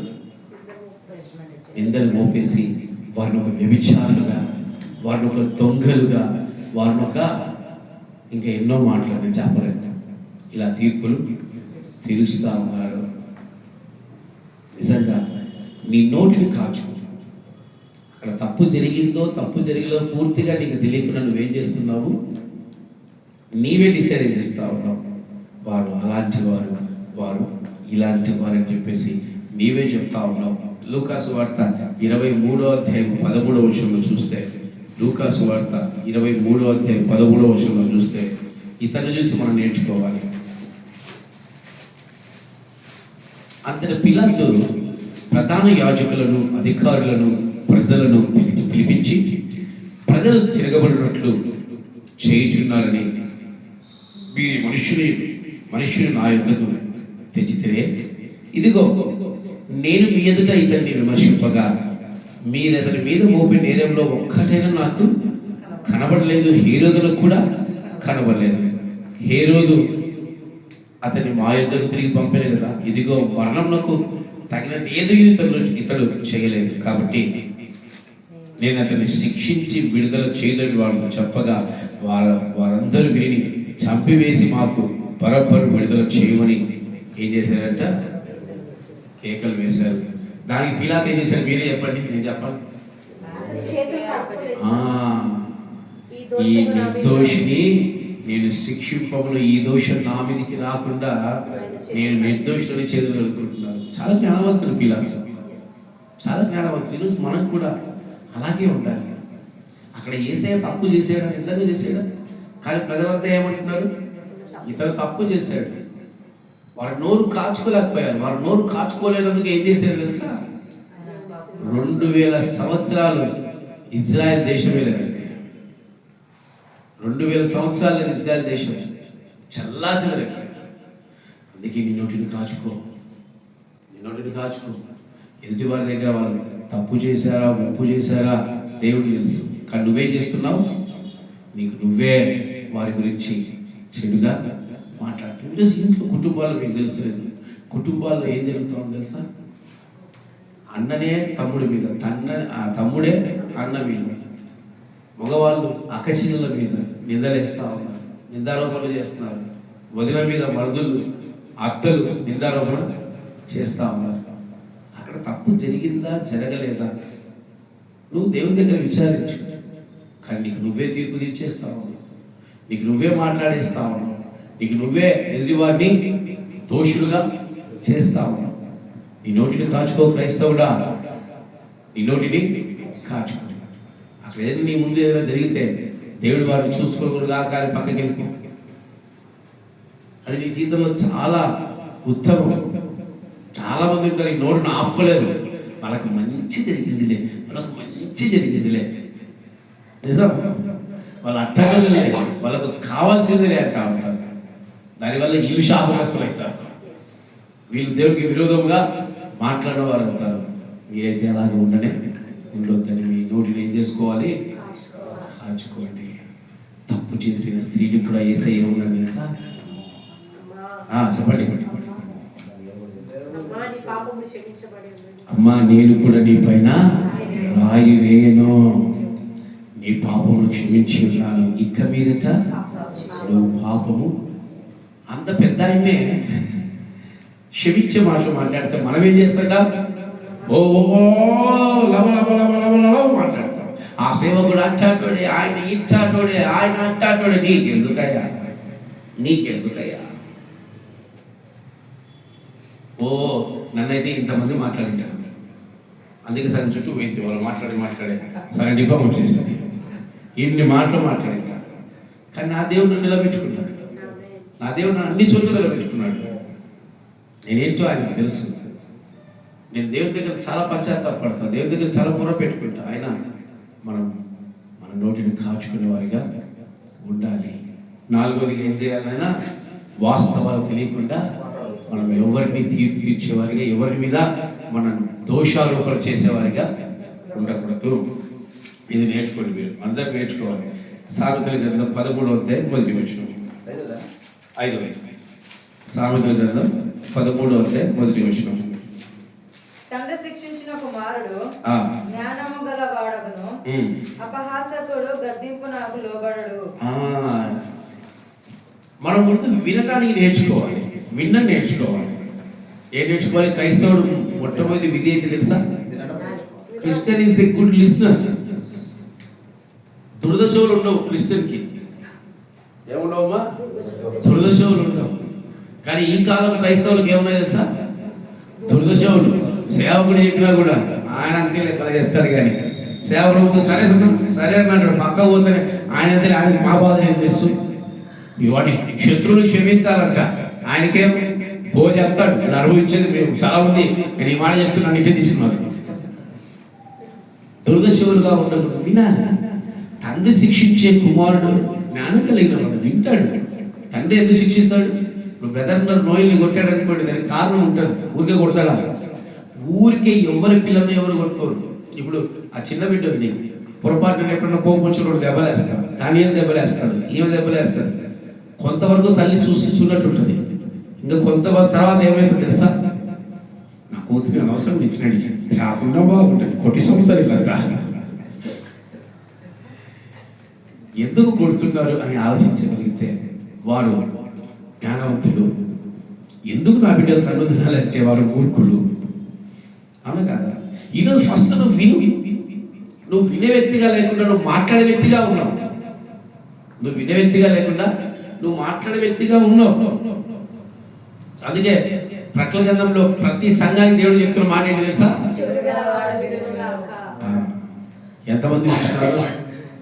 సేవకుడు చెప్పిన మాట ఎంతమంది ఇచ్చున్నారు? తండ్రి చెప్పిన మాట ఎంతమంది ఇస్తున్నారు? తల్లి చెప్పిన మాట ఎంతమంది ఇచ్చున్నారు? భర్త చెప్పిన మాట ఎంతమంది ఇచ్చున్నారు? భార్య చెప్పిన మాట ఎంతమంది వింటున్నారు? దురదశవులు. ఏంటి దురదశవులు? అమ్మ మందిరానికి టయానికి రండి. దురదశవులు వినరు. బాధపడతండి. నేను వాస్తవం చెప్తున్నా, బాధపడతండి. ఏ కాదు, తొందర రావడానికి ప్రయాసపడండి. 4 గంటలకు లేచి నేను ప్రార్థన చేసిన తర్వాత ఇక్కడ ఉన్న వాళ్ళు నిద్రపోయాను, ఈ తరలంతా నిద్రపోయాను. వాళ్ళు నాకు సహాయకులు ఉంటారు, నిద్రపోయాను. వీళ్ళని మనం తెచ్చుకుంటారు. ఈడికే వచ్చిందో, ఈడికి నిద్ర వచ్చిన బాధ ఉంది, ఈ మమ్మల్ని చంపుతారు నిద్రవంతులు అని రైలు చెప్పలేదుగా. మనసులో తెచ్చుకుంటా ఉంటారు. నోయలు అనుకుంటా ఉంటాడు, వీడికే బాధ వచ్చింది, ఎప్పుడు నా వైపే చూస్తుంటాడు, వాక్యం చెప్తాడు, కన్ను చదవమంటాడు. వేరే ముందే మా నాయన ఇంగ్లీష్ మీడియంలో చేర్పిస్తున్నాడు, మా నాయన చెప్తే అర్థం కాదు, ఈయనకేమో తెలుగు చదవమంటాడు. నెక్స్ట్ వీక్ నుంచి ఇంగ్లీష్ చదువుతా బ్రదర్, నేను చాలా చూస్తూ అంటాడేమో, వాడు మనసులో అనుకుంటా ఉంటాడు. చూద్దాం, నెక్స్ట్ వారం నుంచి ఇంగ్లీష్ చదువు. నాకు ఇంగ్లీష్ వస్తుంది. ఏరా ఏబిసిలు కలిపితే ఇంగ్లీష్ కదా నాకు వస్తుంది. అంటే ఒక్కొక్కరికి ఇన్నర్ ఫీలింగ్ చెప్తున్నాడు. ఫస్ట్ వినాలి. మనం ఏంటి వినాలి. తండ్రి చెప్పిన మాట వినాలి. అందుకే చెవులు గలవారు వినుగాక అంటాడు. సామెతల గ్రంథం 3వ అధ్యాయం 11వ వచనం చదవండి ఒక్కసారి. 3వ అధ్యాయం 11వ వచనం. నా కుమారుడా, యెహోవా శిక్షను తృణీకరింపవద్దు, ఆయన గద్దింపునకు విసుకవద్దు. తండ్రి తనకు ఇష్టమైన కుమారుని గద్దించే రీతిగా యెహోవా తాను ప్రేమించు వారిని గద్దించును. చాలు. యెహోవా తను ప్రేమించు వారిని గద్దించును. యేసుక్రీస్తు ప్రభు ఒక మాట చెప్పాడు. ఒక ధనవంతుడు వస్తే ఏం చెప్పాడు? వెంబడించాడు. ఆయన ఏమన్నాడు? నేను ఈ మాట వినను. ఇదే సౌలు గారికి చెప్పాడు, నాయన నాయన ఎందుకు హింసిస్తున్నావు, నువ్వు నన్ను వెంబడించండి. సౌలు గారు ఏం చెప్పారు? విన్నాడు సౌలు గారు విన్నాడు. ఏమయ్యాడు? పౌలుగా మారిపోయాడు. అలా కదా. సొలొమోను మహారాజు ఒక వ్యక్తికి చెప్పాడు, నువ్వు ఈ బౌండరీ దాటొద్దని. షిమి ఆ బౌండరీ దాటొద్దన్నాడు. ఈయనేం చేశాడు? పనివాడి కోసం బౌండరీ దాటాడు. వినలేదు. ఏమైపోయాడు? మరణాన్ని రుచి చూశాడు. ఈరోజు నువ్వు వినే వ్యక్తిగా కూడా ఉండు. నువ్వు వినే వ్యక్తిగా ఉండి నీ మాట నువ్వు ఏం చేయాలి? కాచుకోవాలి. ఈరోజు వినే వ్యక్తులుగా ఎవరు లేరు. అదేదో నాకు ఆశ్చర్యం. నేను ఏదైనా చెప్పినాను అనుకో, ఎవరు వినరు. ఈ స్థానంలో చెప్తే సచిన తింటారు. ఆ స్థానం పోయేదో చెప్పారు అనుకో, ఓహో చూసినా పోయి అంటారు. నాకు అర్థంగా తల కిందికి వేసి కాలు పైకి పెట్టుకుంటారు. ఏమంటే ఈ స్థానం ఇది కాదు, దేవుని స్థానం, దేవుడు చెప్పిన మాట ఈ స్థానం చెప్పి వింటారంట. ఆ స్థానం కోసం ఏమవుతుందో, నాకు 2 కొమ్ములు పోతాయేమో, ఇడికి వస్తే 2 కొమ్ములు వస్తాయేమో. వినాలి. పెద్దవాళ్ళు ఏం చెప్పినా వినాలి. విని మీ జీవితాలను మీరు సరి చేసుకునే వ్యక్తులుగా ఉండాలి. ఈరోజు ఎవరు వినట్ల పైపించి ఏం చేస్తారు? ఇష్టం వచ్చిన రీతిగా మాట్లాడుతూ ఉన్నారు. మీ మాటలు కాచుకో. ఏ సమయంలో మాట్లాడాలో వినే సమయంలో మాట్లాడచ్చు. వినే సమయంలో ఇప్పుడు ఇది మీరు వినే సమయం. మీరు నాకు వ్యతిరేకంగా మాట్లాడితే నేనేం చెప్తా మీకు? అందుకే వినే సమయంలో ఏం చేయకూడదంట? మాట్లాడకూడదు. తప్పిపోయిన కుమారుడు తండ్రి చెప్పే మాట వినలేదు, ఎదురు మాట్లాడాడు. తండ్రి ఏం చేశాడు? వదిలేశాడు. తిరిగి వచ్చేయమంటున్నాడు, నీ యొక్క కూలివారిగా ఆయన. తండ్రి చెప్తాడు, నువ్వు కూలోడు కాదురా, నువ్వు నా కొడుకురా. అయినాంలే కొడుకు మాట, నేను కూలివాడిగే ఉంటాను. ఇక నేను కూలివాడిగే ఉంటాను. ఈరోజు వినే సమయంలో మాట్లాడద్దండి. యేసయ్యతో మాట్లాడుతున్న సమయంలో ఎదురు చెప్పొద్దండి. ఎదురు చెప్పే బుద్ధి మానుకున్నవాడు క్రైస్తవుడు. ఎదురు మాట్లాడేవాడు క్రైస్తవుడు కాదు. ఇది చెప్పిన మాట విన్నవాడు లోబడతాడు. చెప్పిన మాట విన్నవాడు దీవించబడతాడు. చెప్పిన మాట విన్నవాడు ఆశీర్వదించబడతాడు. వినవాడు ఏమైపోతాడు? నశించిపోతారు, పాడైపోతారు, సర్వనాశనం అయిపోతారు. మీ జీవితాలు ఎలా ఉన్నాయో మిమ్మల్ని మీరే పరీక్షించుకోండి. ఆరోగ్యంగా చూద్దాం.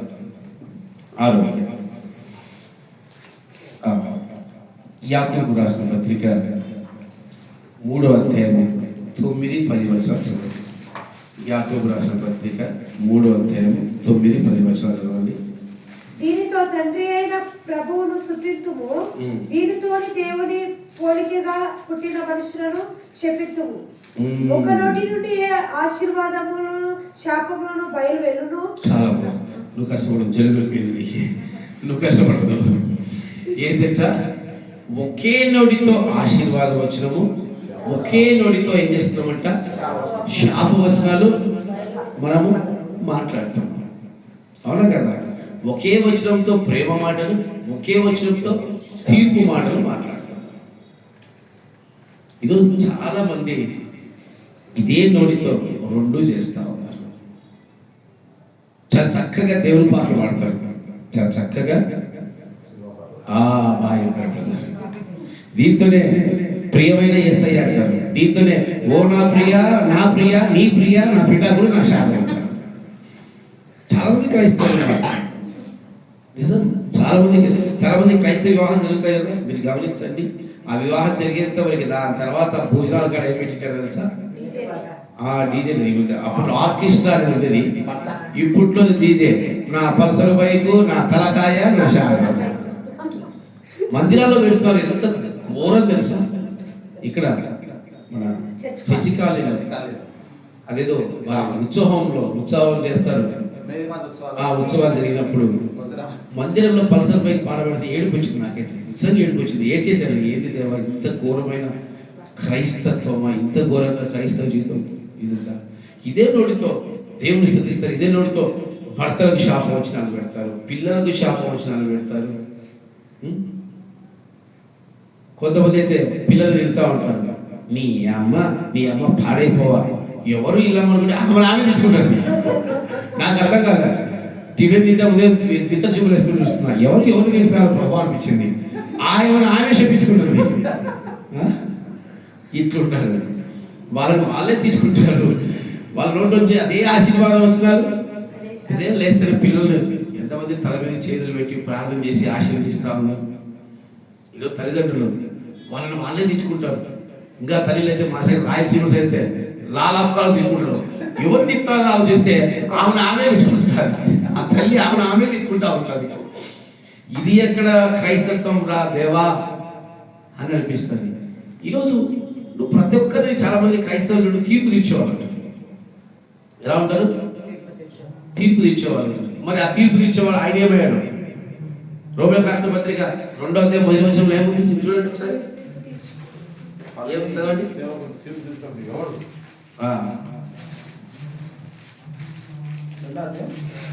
1వ వచనం. నువ్వు ఆవిష్కరించు అన్ను చదివి. కాబట్టి తీర్పు తీర్చు మనుష్యుడా నువ్వు ఎవడవని సరైన నిందారతుడవై ఉన్నావు. కాబట్టి దేని మనుషుడా దేని విషయములను ఎదుటి వానికి తీర్పు తీర్చుచున్నావో దాని విషయంలో నువ్వు ఎవరు నీవే నేరస్తుడవని తీర్పు తీర్చుకొనవద్దు. బాగా అర్థమయ్యేటట్టు స్పష్టంగా చదవాలి. అందుకే ప్రతిరోజు ఏం చేయాలి తెలుసా? ఏం చేయాలి? ఈయనకి వచ్చి తాత అనుకుంటా, ఆడే తాత అనుకుంటే ఇంకొచ్చి పాడచ్చు. తీర్పు తీర్చు మనుష్యుడా ఏమంట? నీవెవడమైన సరే ఏమంట నేను చెబుతా ఉంటాడమ్మా. అందరూ ఆవేశపడద్దండి. ఎందుకు ఆవేశపడతారు? ఆవేశపడుతుంది. కాబట్టి తీర్పు తీర్చు మనుష్యుడా నువ్వెవడమైన సరే నిరుద్ధుడవై ఉన్నావు. దేని విషయంలో ఎదుటి వారిని తీర్పు తీర్చుచున్నావో దాని విషయంలో నీవే నేరస్తుడవని తీర్పు తీర్చుకొనుచున్నావు. ఏలైనగా తీర్పు తీర్చి నీవు నట్టి కార్యములే చేయుచున్నావు. ఈరోజు ఎదుటి వారిని తీర్పు తీర్చడానికి నువ్వెవరు? ఎదుటి వారిని తీర్పు తీర్చడానికి నువ్వెవరు? చాలా మంది సేవకులు తీర్పు తీరుస్తూ ఉంటారు. చాలా మంది విశ్వాసులు తీర్పు తీరుస్తూ ఉంటారు. వీళ్ళ వెనక ఉండే గురించి కింద ఉండే నల్లది చూసుకోరు. మా సిస్టర్ గారు భలే చెప్తున్నారు. మన కింద ఉండే నలుపును మనము చూడము, పైన ఉండే ఎరుపును మాత్రమే చూస్తూ ఉంటాం కదా. నీ జీవితంలో నువ్వు అలాగే ఉంటావు, కానీ నువ్వేం చేస్తావు? ఎదుటి వారిని ఎప్పుడు తీర్పు తీరుస్తానే ఉంటావు. కొంతమంది విశ్వాసులు ఉన్నారు, అంటే కొంతమంది నాకు దగ్గరగా ఉన్నవాళ్ళు ఉంటారు. చూసినావా వాళ్ళు ఎలా ఉన్నారు, నువ్వు చూసినావా? ఈమె అట్టే ఉంటుంది. ఈమె నాకు చెప్పే మాట ఏంటి? ఈమె నాకు చెప్పే మాట వాళ్ళు ఎట్టున్నారో చూసినావా? నీకు అర్థం కాదు. నేను చెప్పిన మాట నువ్వే నాకు నేర్పిస్తావు అనిపిస్తుంది. రోమిల రాష్ట్ర పత్రిక 14 అధ్యాయం 1వ వచనం చదవండి ఒకసారి. 14. విశ్వాసము విషయమై బలహీనుడైన వారిని తెలుసుకొనుడి. ఆయనను సంశయములను తీర్చుటకు వాదములను పెట్టుకొనవద్దు. ఒకడు సమస్యలో తినవచ్చునని నమ్ముచున్నాడు, మరి ఒకడు బలహీనుడై ఉండి కూరగాయను తినుచున్నాడు. తినువాడు తినువాని తృణీకరింపకూడదు, తిననివాడు తినువానికి తీర్పు తీర్చకూడదు. ఏదైనా దేవుడు అతనిని చేర్చుకొనెను. పరుని సేవకుని తీర్పు తీర్చుటకు నీవెవడవు? సొంత యజమాను పనియే. ఏంటమ్మా? పరుని సేవకుల్ని తీర్పు తీర్చడానికి నువ్వు ఎవడు? అందుకే ఎవరైనా సేవకుల గురించి నాకేమన్నా వాళ్ళ గురించి తెలిస్తే నేను డోకే తెలుసుకోను. మనకెందుకు? ఒకడున్నాడు తీర్పు తీర్చేవాడు. పడిపోయినా పడబెట్టడానికి ఆయనే సమర్థులు, నిలబెట్టడానికి కూడా ఆయనే సమర్థులు. మనకొద్దు అది ఆ 10 మంది కానే కాదు. ఇది చాలా మంది విశ్వాసులు, కొంతమంది నేను చూశాను వాళ్ళ దగ్గరుండి, వాళ్ళు చాలా ఆత్మీయంగా ఉన్నారు. కొంతమంది ఉన్నారు సేవకులే తీర్పు ఇచ్చేస్తారు. ఆ సేవకుడు అట్టాడు, ఆ సేవకుడు ఇట్టాడు, వీళ్ళు ఇట్లా, వాళ్ళు అట్లా, వీళ్ళు ఇట్లా. ఈ యూట్యూబ్లో అయితే ఇదే పని. యూట్యూబ్లలో బయటతో కొట్లాడు, మనోళ్ళే కొట్లాడుకుంటారు. ఎంత ఘోరం తెలుసా? వాళ్ళు ఏదో వాళ్ళ సేవ ఈ సేవ చేసే వాళ్ళు కూడా అట్లే ఉన్నారు. నీ సంగతి ఇప్పుడు నేనున్నా, నా మీదకి కూడా వస్తాను. ఎవరైనా వస్తారా? ఎవరైనా రాన్న చిన్నప్పుడు ఉండేది. ఊరికి రాన్న, డబ్బా రేపు అన్న, సోన్ పాపిడి తినన్నా అని. ఈరోజు ఎవరైనా వచ్చింది, ఆయన రా డిబేట్ పెట్టుకుంటాం, నీకో అన్నాం ఆయన, నువ్వే గొప్పడి పో, నేను అంత జ్ఞానవంతుని కాదు పో, నేను ధర్మేస్తాను. మనకి ఎందుకు? మనమే కొట్లాడుకుంటే ఏమొస్తుంది? మనమే తీర్పు తీర్చుకుంటే ఏమొస్తుంది? ఏది రాదు. ఈరోజు నీకు ఇచ్చిన సంఘాన్ని నువ్వు ఆత్మీయంగా నడిపించగలిగితే చాలు. సేవకుడికి ఇంతకు మించిన ధన్యత ఏది లేదు. ప్రపంచాన్ని నేను పోయి మారుస్తాను, కలవరి టెంపుల్ నేను మారుస్తాను, కలవరి ప్రత్యక్షతలు నేను మారుస్తాను, ఇంకా ఎవరెవరు నేను మారుస్తాను. నేనో ఒకటి మార్చడానికి మార్చి వ్యక్తి ఒకడు ఉన్నాడు. ఈరోజు నాకు దేవుడే సంఘాన్ని ఇచ్చాడు, నేను వారిని మార్చగలను, వారి కొరకు ఏడవగలను, వారి కొరకు మొరపెట్టగలను, వారి కొరకు ప్రార్థించగలను, వారిని సరైన మార్గంలో నడిపించగలను. అంతేగాని ప్రపంచంలోని వాళ్ళందరినీ తీర్పు తీర్చుకుని ఆఖరి ఏడంతా నరకం ముందు నా కొరకు సిద్ధంగా ఉంటుంది. నేను నాకు తెలియక, ఇది వాస్తవం, నాకు తెలియక కొన్ని విషయాలు నేను స్టార్టింగ్ పరిచయం వచ్చిన స్టార్టింగ్లో కొన్ని విషయాలు నేను తీర్పు తీరుస్తూ ఉంటాను. రోజు కోపం వచ్చింది ఏసైకి, నాతో మాట్లాడుతున్నాడు, నువ్వు ఎవడివి అసలు? ఏమన్నాడు? నువ్వు ఎవడివి తీర్పు తీర్చడానికి? నాకు అర్థం కాదు. నేనేమన్నంటాడు? సేవ పిలిచి నువ్వే కదా, మరి నేను తెలీదా? నేనెవరు నువ్వు అంటావు అనుకుని మనసులో అనుకుంటే, నువ్వు ఎవడివి? నా మనసులో మాట్లాడింది మళ్ళీ నువ్వు ఎవడివి? తీర్పు తీర్చడానికి రక్తం కార్చి వెలపెట్టి కొనుక్కున్న మరణాన్ని రుచి చూస్తే నేనున్నాను, నువ్వు ఎవడివి? అప్పుడు అర్థమైంది, నేను తీర్పు తీర్చకూడదా? సరే నేను తీర్చండి. ఆ రోజు నుంచి నేను ఏ సేవకుని కానీ ఎవరిని కానీ తీర్పు తీర్చాను. నాకు చాలామంది స్త్రీల గురించి కానీ సంఘంలో ఉన్న గురించి చాలామంది చెప్తుంటారు నాకు, ఆమె మారుగా, ఆమె ఇట్లా. నేను ఒక్కడే చెప్తాను, ఆమెలో ఉండే గొప్పతనం ఏసైకి ఇష్టం. అది ఏసై పట్టుకుంటే చాలు. ఆమె వంటి ఆత్మీయురాలికి లేనే లేదు. నేను చాలామంది గురించి చెప్తుంటాను. నా ఎల్ల ఎంత నెగిటివ్ నా గురించి చెప్పినా, వాళ్ళ గురించి నా దగ్గర చెప్పినా, నేను వాళ్ళ పాజిటివ్ గురించే మాట్లాడతాను. వాళ్ళ పాజిటివ్ గురించే నేను చెప్తాను. ఎందుకంటే తీర్పు తీర్చడానికి మనమే వాళ్ళ బలహీనతలు ఉండొచ్చు, వాళ్ళలో నమ్మకమైన వారుగా ఆ సమయానికి లేకపోవచ్చు, కానీ యేసయ్య ఎంచుకున్న బిడ్డలు ఎప్పటికైనా లేపుతాడు, ఎప్పటికైనా నిలబెడతాడు, ఎప్పటికైనా నడిపిస్తాడు. అందుకు తీర్పు తీర్చడం. కనుక ఈ నోటిని మనం ఏం చేసుకోవాలా? కాచుకోవాలి, చక్కగా కాచుకోవాలి. అందుకే ఎప్పుడు ఏ సమయంలో ఎక్కడ ఎలా ఉండాలో పరిశుద్ధాత్మ దేవుడు మనకు జ్ఞానాన్ని ఇస్తాడు. ఆ రోజుగా ఏంటి? ఒకే నోటితో శాపవచనం కానీ ఆశీర్వచనం కానీ మనము పలకకూడదు. ఇప్పుడు ఎప్పుడైనా మొట్టమొదటి ఏంటి? ఎవరు ఎక్కడ కొట్లాడుకున్నా మధ్యలో దూరుతున్నాయన. రెండోదిగా కోపంలో ఉన్న వాళ్ళ జోలికి కయ్యూలాగా సంపినా చంపుతారు. నాది అంటుంటారు కొంతమంది భర్తలు అంటుంటారు, చంపేస్తే ఈ సంవత్సరం వాళ్ళు ఏం చేస్తా అంటారు, ఎప్పుడు చంపుతావు చెప్పు నాయన, మీ ఇంటి దిక్కు నేను రాను, మీకు ఫోన్ కూడా నేను చెయ్యను, నాకేళ్ళు వచ్చి పీకులు అంటారు. వాళ్ళ కోపంలో ఆ మాట మాట్లాడుతుంటే ఎందుకు ఈ పరిస్థితులు ఇక్కడ నా ప్రభువా యేసయ్య, నేను పారిపోతా ఇక్కడి నుంచి అనిపిస్తుంది నాకు. కాబట్టి కోపంలో ఉన్న వాడి జోలికి పోవద్దు, ఆవేశంలో ఉన్న వాడికి సలహాలు ఇవ్వద్దు. మూడోదిగా అబద్ధము అని మోసం కానీ క్రైస్తవులు నువ్వు చేయవద్దు. నాలుగోదిగా తెలుసుకోనైనా నువ్వే తెలుసుకోవాలి ముందు, నిజం తెలియకుండా ఏది మనము మాట్లాడకూడదు. ఐదవదిగా వినడానికి ముందు నువ్వు ప్రయాస పడు, వినేటప్పుడు మాట్లాడవద్దు. ఆరోదిగా ఒకే నోటితో శాపవచనాలు ఆశీర్వాదవచనాలు నువ్వు పలకవద్దు. ఏడవదిగా చూద్దాము ఎఫెసీయుల రాసిన పత్రిక 6వ అధ్యాయం 11వ వచనం చదవండి. 11 నుంచి 13 చదవండి. మీరు అపవాది తంత్రములను ఎదిరించుటకు శక్తివంతులగునట్లు దేవుడిచ్చు సర్వాంగ కవచమును ధరించుకొనుడి.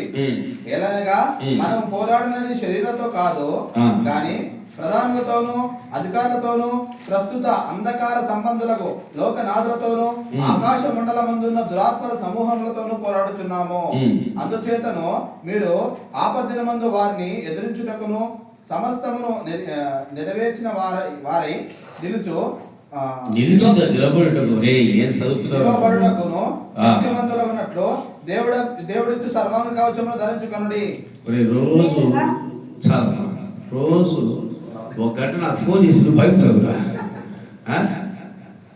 చదవాలి. బైబిల్ చదవమంటే ఎట్లా చదవాలి తెలుసా? నీట్గా ఎదుటి వాడికి వాక్యం చెప్పేట్టు చదవాలి. నేర్చుకోండి. హల్లెలూయా.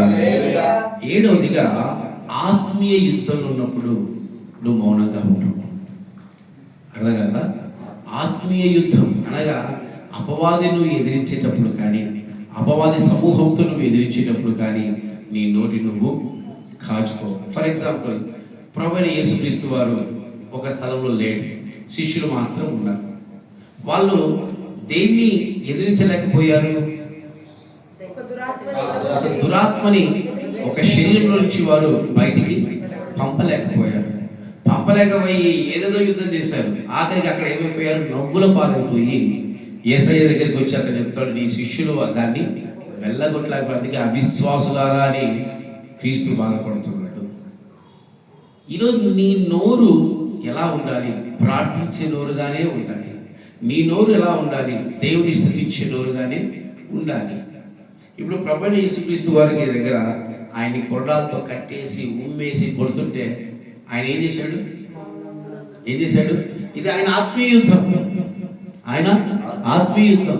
ఈరోజు నీ ఆత్మీయ యుద్ధంలో నీ పైన నిందలు వేయవచ్చు, నీ పైన అపవాది అనేకమైన దూషణ మాటలు పలుకోవచ్చు, ఏదైనా చేయవచ్చు. కానీ నువ్వేం చేయాలి? నువ్వు మౌనంగా ఉండు. సత్యం నీ దగ్గర ఉన్నప్పుడు మౌనంగా ఉండు. నువ్వు ఆత్మీయ యుద్ధంలో ఉన్నప్పుడు, ఆత్మీయ పోరాటంలో ఉన్నప్పుడు నువ్వేం చేయాలి? మౌనంగానే ఉండాలి. అప్పుడే నువ్వు చీకటి అంధకార దురాత్మ శక్తుల్ని ఎదిరించగలవు. నువ్వు విచ్చలవిడిగా నువ్వు మాట్లాడి నువ్వు ప్రవర్తించడం వల్ల నీ ఆత్మీయ జీవితం ఇంకా నశించిపోతుంది. ఇప్పుడు ఒక వ్యక్తి దయ్యాలను వెళ్ళగొట్టలేకపోయాడంటే ఒప్పుకోవాలి. నేను బలంగా లేనందుకే వెళ్ళగొట్టలేకపోయాను, నేను ఇట్టే ఉన్నట్టున్నాను మాట్లాడితే ఏమవుతుంది? అతనే ఏమైపోతాడు? అతనే నవ్వుల పాలైపోతాడు, నీచత్వంలోనికి వెళ్ళిపోతాడు. నువ్వు ఆత్మీయ పోరాటంలో నీ పైకి ఎన్ని అవమానాలు వచ్చినా నువ్వు క్రీస్తు వలె మౌనంగా ఉండు. క్రీస్తు వలె నువ్వు మౌనంగా ఉండడానికి ప్రయాసపడు. మత్తయి సువార్త 12:18 చూడండి ఒకసారి. మత్తయి సువార్త 12:18 చదవండి. ఇదిగో ఈయన నా సేవకుడు, ఈయనను నేను ఏర్పరచుకొంటిని, ఈయన నా ప్రాణములకు ఇష్టడైన నా ప్రియుడు, ఈయన మీద నా ఆత్మ ఉంచుదను, ఈయన అన్యజనులను న్యాయ విధిని ప్రచురము చెయ్యను, ఈయన జగడమాడను. ఈయన ఆత్మీయ పోరాటంలో మనం ఏం చేయకూడదంట? జగడమాడకూడదంట. రెండవదిగా కేకలు వేయకూడదంట. వీధులలో ఈయన మనకు కలిగేది ఏంటి తెలుసా? ఈ ఇంట్లో కేకలు లేవని అనుకోకూడదు. భయపడతారు అన్యులు. కొన్ని క్రైస్తవ కుటుంబాలు చూస్తే భయపడిపోతారు. కేకలు. వీళ్ళు మాట్లాడినా కేకలు ఉంటారు. అంత గొప్పగా కేకలు ఇస్తారు. ఎప్పుడు కొట్లాట్లే ఇంట్లో భార్య భర్తకనో, ఇంకా ఏంటి అత్త కోడలకనో, వదిన మరుదులకనో, ఇట్లా ఒక్కొక్కల కాదు, అందరికీ జగడాలు ఉండకూడదంట, కేకలు వేయకూడదంట. వీధులలో శబ్దం ఎవరికి వినబడదు. వీధులలో ఆయన ఎప్పుడు వస్తున్నాడో ఎప్పుడు పోతున్నాడో సంగతి కూడా తెలియదంట. అంటే యేసుక్రీస్తు ప్రభు అలా జీవించాడు.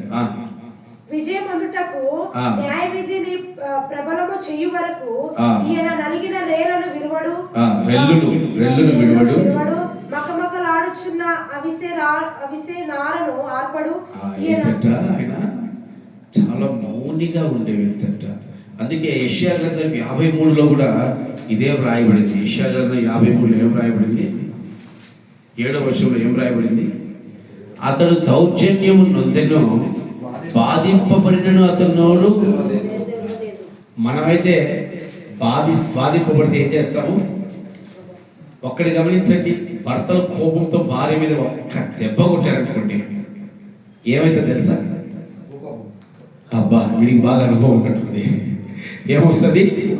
భూకంపం వస్తుంది. అక్కడ ప్రభువైన యేసుక్రీస్తు చప్పలకేసి కొడుతుంటే నోరు తెరువలేదాయ ప్రేమ, బదులు పలుకలేదాయ ప్రేమ.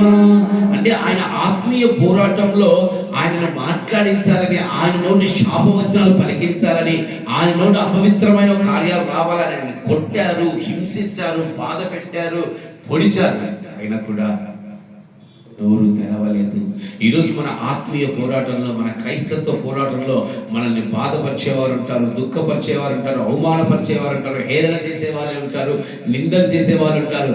ఎంతమంది ఉన్నా కూడా మనం ఏం చేయాలంటే మన నోటిని కాచి కాపాడుకోవాలి. పొరపాటున ఒక క్రైస్తవుడు విశ్వాసిని ఎవరైనా అన్నారనుకోండి, సేవకుడు కానీ విశ్వాసిని ఎవరైనా తప్పు మాట్లాడితే రేపు కల్లా దేవుని భూమి మీద లేకుండా చేస్తాడు. చూసుకో, నీ కుటుంబం నాశనం అయిపోతుంది. అర్థం కాదు ఎవరి మాట మాట్లాడేది. సేవకులా విశ్వాసం నువ్వే శపిస్తావా? ఆలోచించండి. నీ ఆత్మీయ జీవితం ఎదగాలంటే, నీ ఆత్మీయ పోరాటంలో విజయాన్ని సాధించాలంటే, అందుకే యాకోబు భక్తుడు అంటున్నాడు, నీ శరీరాన్ని పాడు చేసేది ఏదంటే తెలుసా? నీ నాలుకను అదుపులో పెట్టుకున్నవాడు తన అవయములను పాపంలోనికి వెళ్లకుండా కాచి కాపాడుకుంటాడు. అందుకే నీ ఆత్మీయ జీవితంలో, ఆత్మీయ పోరాటంలో నువ్వు విజయాన్ని సాధించాలంటే ఎలా ఉండాలి? ఎలా ఉండాలి? ఏమి మాట్లాడతాడు, ఎటుంటాడు? ఏమి మాట్లాడతాడు, మౌనంగా ఉండాలి. ఈరోజు నువ్వు మౌనాన్ని నేర్చుకో. పెద్దలు ఎవరైనా నేను తిడుతారనుకో, ఎన్ని వడ్డిస్తారు, నాకు వడ్డిస్తారు, నాకు అర్థం కాదు. పెద్దలు ఏదైనా మంచి చెప్పారనుకో, ఇది పాపమా, ఏమంటారు? ఇది పాపమా, మాకు తెలుసులే, అయిపోయింది. నేను తల కిందకి వేసుకొని కాళ్ళు పైకి వేసుకుంటాను. ఇది ఎవరి కోసం చెప్తున్నారు? మౌనంగా నేర్చుకోవాలి. ఆత్మీయ జీవితంలో ఎదగాలంటే ఏముండాలి తెలుసా? మౌనం ఉండాలి. మన ఇష్టాన్ని మనం చెప్పుకోలేకపోతే మన క్రైస్తవులు ఎలా అవుతాం? పౌలు గారు ఏమంటున్నారు? పెంట గొప్పగా. మీకు తెలుసు కదా నా ఫేవరెట్ డ్రెస్ ఏదైతే చెప్పండి. అబ్బా ఫాలో అవుతున్నారు. Black jeans, black shoe, black belt, black shirt, black specs, పైన టై బ్లాక్. ఏదో 10th క్లాస్ నుంచి నాకు తెలియక వచ్చేసినాయి. ప్రోటీన్ ప్రాబ్లం అనుకుంటారు. ఇప్పుడు బ్లాక్ అనే మాట ఎవరో బ్లాక్ వేసుకున్నా కూడా అమ్మో పురాణైనా ఈ బ్లాక్ జీవితాలు మనకు వద్దు. మన కోరికలు చంపేసుకోవాలి. మన కోరికలు మనం ఏం చేసుకోవాలి? అని చేసుకోవాలి. నాకు మీలాగే క్రిస్మస్కి అందరూ ఏ డ్రెస్ వేసుకొచ్చారు? నేనే డ్రెస్ వేసుకున్నా. ఇది నా సమర్పణ. జనవరి 31కి క్రిస్మస్ ప్రేమ విధికి, జనవరి 1 ప్రేమ విధికి అందరూ ఏం వేసుకున్నారు? నేనేం వేసుకున్నా. ఇది నా సమర్పణ. అంటే ఏంటి? నాకు మీలాగా కలర్ డ్రెస్ వేసుకోవాలని కోరికలు ఉంటాయి. మనిషిని కాదు. నాకు మీలాగే లోకంలో ఉండే వాళ్ళని తీర్చుకోవాలని మీకంటే ఎక్కువ కోరికలు ఉంటాయి. మనిషిని కాదు. కానీ వాటిని అణుచుకున్నవాడే, నోటిని కాచుకున్నవాడే, కాపాడుకున్నవాడే క్రైస్తవుడైతాడు. ఋషిగాడు క్రైస్తవుడైతాడు. లోక కోరికలు అణుచుకోవాలి, లోక ఆశలు అణుచుకోవాలి, లోక క్రియలు అణుచుకోవాలి. మన మీద ఎన్ని అవమానాలు వచ్చినా, ఎన్ని నిందలు వచ్చినా క్రీస్తు వల్ల మనం ఏం చేయాలి? భరించుకుంటూ మనము వెళ్ళిపోవాలి. అప్పుడే మనం క్రైస్తవులుగా మారుతాం. ఎప్పుడు ఎవరితో ఏం మాట్లాడాలో మనము తెలిసి ఉండాలి. ఇప్పుడు చెప్పండి, అన్ని బుక్కులు మూసి చెప్పండి, బుక్కులు మూయండి. ఇప్పుడు చెప్పండి చూద్దాం. బుక్కులు మూసినావా? రోయల్ నేను రాస్తే కదా నువ్వు భలేవాడివి, నన్ను భలేడు కాదు. రాసినావా? గొప్ప చమ్మలు కూడా అంతా రోయల్కి. Very good. ఈరోజు నాకు మధ్యాహ్నం చికెన్ మటన్ కావాలి, మనం రాస్తున్నాడు. సంతోషం. ఇప్పుడు చెప్పండి, ముందు నోయల్ చెప్తాడు. వాక్య వంశం ఏంటైనా అబ్బా చప్పట్లు వచ్చండి. మౌనం అన్నాడు సార్. ఇంకా తర్వాత అవసరం లేదు. మౌనంగా ఉండవలసిన సమయం అంటే వినాల. పిల్లలు ఎందులో ఎదగాల? వాక్యంలో ఎదగాల. దాని తర్వాత నీకు ఏదైనా సరే, ఇది సత్యం. వాక్యంలో ఎదిగినవాడు క్రైస్తవుడు. ఇంకా మిగతా ఏ రాజ్యం ఎదిగినవాడు క్రైస్తవుడు కానే కాదు. ఈరోజు మనోడికి ఎన్ని మైనస్లు చెప్పే చూసినావా? ఎక్కడ పెంచాలా, ఎక్కడ తగ్గించాలా, ఎలా పోవాలా, చాలా నేర్చుకోవాలి. అలా నువ్వు నేర్చుకోవాలంటే నువ్వు ఏం చేయాలి తెలుసా? శనివారం రాత్రి నుంచి 7 వారం దేవుని దగ్గర. ఇది సత్యం. ఇది దేవా నన్ను గొప్పగా వాడుకో. నేను వాయిస్తే మజా రాదేమో, నేను వాయిస్తే అద్భుతం జరగదేమో, పరిశుద్ధాత్మ దేవుడు నా యందు ఉండి వాయిస్తే నేను చక్కగా క్రమముగా వాయించగలను ప్రార్థించాలా. అట్లా ప్రార్థన లేకుండా దాన్ని ముట్టుకున్నా కూడా నిశ్చయమే. మీకు తెలుసు లేదు, ఈయనకి వచ్చి మేము మాట్లాడాలంటే శనివారం నుంచి ఏడుస్తాం తెలుసా? నిజం, శనివారం నుంచి ఏడుస్తాం. ఒకవేళ అలా ఏడవకుంటే ఈయనకి వచ్చి నేను ఏం రాదు, వాక్యం రాదు, ఏదో వచ్చిన చెప్పిన 4 ముక్కలు వెళ్ళిపోయినట్టుండదు. ప్రార్థన చాలా ముఖ్యం. వీరుడా ప్రార్థించి ప్రతి విషయంలో ఏం చేయాలి? నువ్వు ప్రార్థన. నన్ను పట్టుకుంటాడు నాయన అనుకుంటా ఉంటాడు వాడు. ఇది ఎట తిరిగి నా వైపు ఇచ్చే వస్తాయి కదా అనుకుంటా ఉంటాడు కదా. లేదో మంచోడు సరే. హల్లెలూయా. ఇప్పుడు చెప్పండి, మౌనంగా ఉండవలసిన సమయాల్లో మొట్టమొదటి సమయం ఏంటి? అబ్బా నేర్చుకోమ్మా, మంచిగా నేర్చుకో తల్లి. అన్ని విషయాల్లో జోక్యము చేసుకోకూడదు. కొన్ని విషయాల్లో చేసుకోండి. కనీసం మీ ఆత్మీయ జీవితంలో కూడా మీరు జోక్యం చేసుకోకుంటే పోతుంది మళ్ళీ బండి, ఓడ మునిగిపోతుంది. రెండోదిగా కోపంలో ఉన్న వాడి దగ్గర మీరు మౌనంగా ఉండండి. మీ మాటలు ఇతరులకు కోపం తెప్పించిన మాటలుగా ఉండకూడదు. క్రైస్తవులు మాట్లాడుతుంటారు తెలుసా? మీరు చెప్పండి. ఇనసొప్పుగా తల్లి ప్రేమగా ఉండాలి. మనము లోక మాటలు మాట్లాడి ఇనసొప్పుగా ఉంటాయి. అది కాదు మనకు కావాల్సింది. క్రైస్తవుడు మాటలు ఎట్లుంటుంది తెలుసా? ప్రేమగా. ప్రేమ అంటే క్రీస్తు. మనం ఏ మాట మాట్లాడినా ప్రేమగా ఉండాలి. నాకు మేము బాపట్ల పోయినప్పుడు బ్రదర్ల కుటుంబాన్ని చూసి నిజంగా ఆశ్చర్యం వేసింది. ఈ శిస్తరకాయలను బలహీనత కనపరుస్తుందేమో, నోయలు బలహీనత కనపరుస్తున్నాం. ఆ పెద్ద మనిషి ఉన్నాడు, ఇంత మాత్రం అపవాంచి నేను గుద్దిన కూడా చూసిన మాట్లాడు. ఆ సహనం ఏంటో నిజంగా బ్రదర్లో చూసి నేను కూడా చూసి నేర్చుకోవాల్సి చాలా ఉన్నాయి. ఆ సహనం ఏంటి, ఆ తగ్గింపు ఏంటి. అసలు నేను నాలాంటి శాంతిని ఆ ముందు సీట్లో తప్ప పక్క సీట్లో నేను డ్రైవ్ చేస్తాను. నేను రాత్రి ఆ సీట్లు పట్టుకుంటున్నా. బ్రదర్ వెనకాల పోయి నేను కూర్చోవడము నిజంగా ఇంత తగ్గింపు దేవా నిజంగా ఈయనకు. అందుకే నువ్వు ఆశీర్వదించవద్దని అనిపించింది. ఎంత తగ్గింపు, ఎంత వినయము. పాపం చెప్పడు, ఓర్చుకుంటే స్వభావము. ఈరోజు మనలో కూడా ఉండాలి. అది మనలో కూడా ఉండాలి. నేర్చుకోండి. కోపాన్ని ఎప్పుడు మనం కనపరచడం. అదేందో నాకు వచ్చేదా కోపం, మిమ్మల్ని అందరికీ ఎప్పుడు చేస్తా ఉన్నా నాకు రావచ్చు కోపం, మీకు రాకూడదు. ఎందుకు నాకు రావచ్చు? ఈ స్థలం నాకు మిమ్మల్ని కోప్పడే స్థలంగా పెట్టాడు, మిమ్మల్ని సరి చేసే స్థలంగా పెట్టాడు, మిమ్మల్ని గద్దించే స్థలంగా పెట్టాడు. నాకు రావచ్చు. నన్ను చూసి నువ్వు కోప్పడతావు, మేము కోప్పడతామంటే పోతారు. అడిగిపోతారు, బాపట్ల పిచ్చిపోతారు. జాగ్రత్త. మూడవదిగా అబద్ధం ఆడకూడదు, మోసము చేయకూడదు. ఇది చాలా ముఖ్యం. మన అబద్ధాలు ఆడొద్దండి, మోసం చేసే మాటలు పలకొద్దండి. నాలుగోదిగా ఏది మనకు పూర్తిగా తెలియకుండా వారి గురించి మీరు ఏమీ మాట్లాడద్దండి.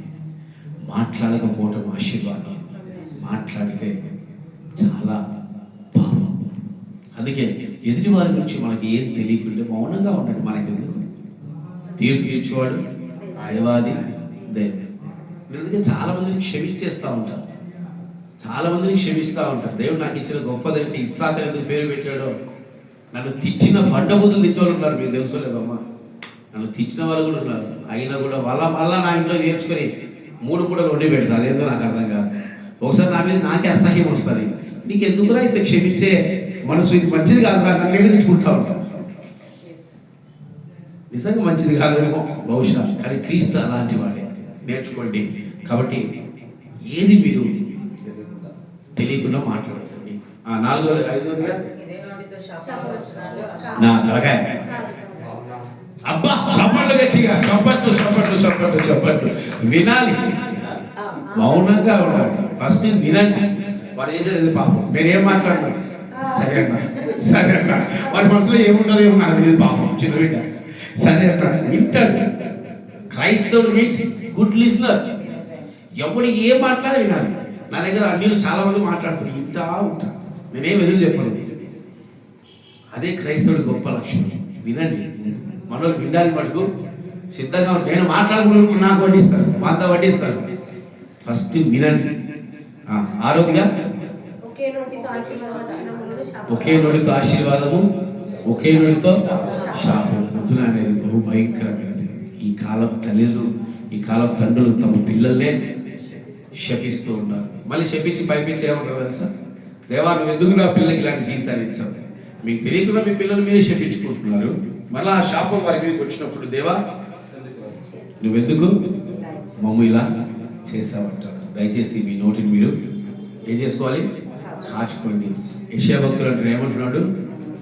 నేను అపవిత్రమైన ప్రజల మధ్య నివసించువాడను, నా పెదవులు కూడా అపవిత్ర పరచబడ్డాయి అన్నప్పుడు దేవుడు శుద్ధీకరిస్తాడు. ఈరోజు మీ నోటిని మీరు అందుకే పరిశుద్ధాత్మకలు కనిపెట్టుకోవడంలో మీ నోటిని మీరు ఏం చేసుకోవాలి? శుద్ధీకరించాలి. 7వదిగా ఆత్మీయ యుద్ధంలో క్రీస్తు వలె కనిపించండి. ఎవరిలా కనిపించదండి. దయచేసి నేను ఒకటే చెప్తున్నాను, దయచేసి సేవకులు మాదిరికరంగా ఎప్పుడు తీసుకోవద్దని. నేను ఒక సేవకుడిని అయినా చెప్తున్నాను, సేవకుని మాదిరికరంగా ఎప్పుడు తీసుకోవద్దని. సేవకుల్లో చాలా బలహీనతలు ఉండొచ్చు, కానీ క్రీస్తులో బలహీనతలు లేని వ్యక్తి మన ప్రధాన యాజకుడు. ఆయన ఆదర్శంగా తీసుకోండి. ఆత్మీయ పోరాటంలో మనందరికీ ఆయనే role model. Who is your hero? సిఎన్సీ అంటారు భయం వేసింది, ప్రభాస్ అంటారు భయం వేసింది.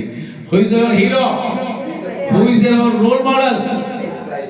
Jesus Christ. ఎవరో మా పార్థమా నీ హీరో ఎవరు? యేసయ్య. ఎందుకు వచ్చిన పీకులాటయ్యా నీతో?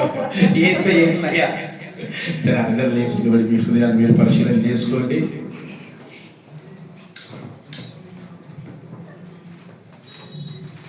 వేయాలి త్వరగా, తర్వాత చదువుకుంటున్నాం. అబ్బా మన వాళ్ళు చిన్నప్పుడు స్కూల్లో నేర్చుకోవడం పాపం మీద తప్పులు కాదు. స్కూల్లో మనం ఏం చేస్తాం? క్లాస్ అయిపోతుంది ఏం చేస్తాం? ముందు బుక్కులు, బాక్సులు, పెన్నులు అన్నీ పెట్టుకొని అప్పుడు టీచర్ అంటాం. అంటే అలవాటు అయింది, నేను మార్చలేదు. కానీ మరి అందరి కళ్ళు మూసుకొని మీ హృదయాన్ని మీరు పరిశీలన చేసుకోండి. దేవా నేను ఎక్కడ ఏం మాట్లాడాలో, నేను ఎక్కడ ఎలా జీవించాలో ఈ ఉదయకాల సమయంలో నాకు నేర్పించి ఉన్నాను నాయన. అది నా మనసులో నేను స్థిరపరచుకొని ఆయన ఎల్లప్పుడూ ఎలా ప్రవర్తించాలో జ్ఞానము కలిగి జీవించిన కృప చూపించండి. విత్తబడిన వాక్యము నా హృదయం అనే పలక మీద నేను రాసుకుంటూ నాకు కృప చూపించండి దేవాలయండి. నీ ఆలయమై నీ మహిమను నేను కప్పుకొంటినే, నీ తైలాభిషేకము నిండెనే నా అంతరంగమంతయును. నీ ఆలయమై నీ మహిమను నేను కప్పుకొంటినే, నీ తైలాభిషేకము నిండెనే నా అంతరంగమంతయును. నా మానసమీయము నీవే, నా ఆరాధన పల్లకి నీవే. నా మానసమీయము నీవే, నా ఆరాధన పల్లకి నీవే.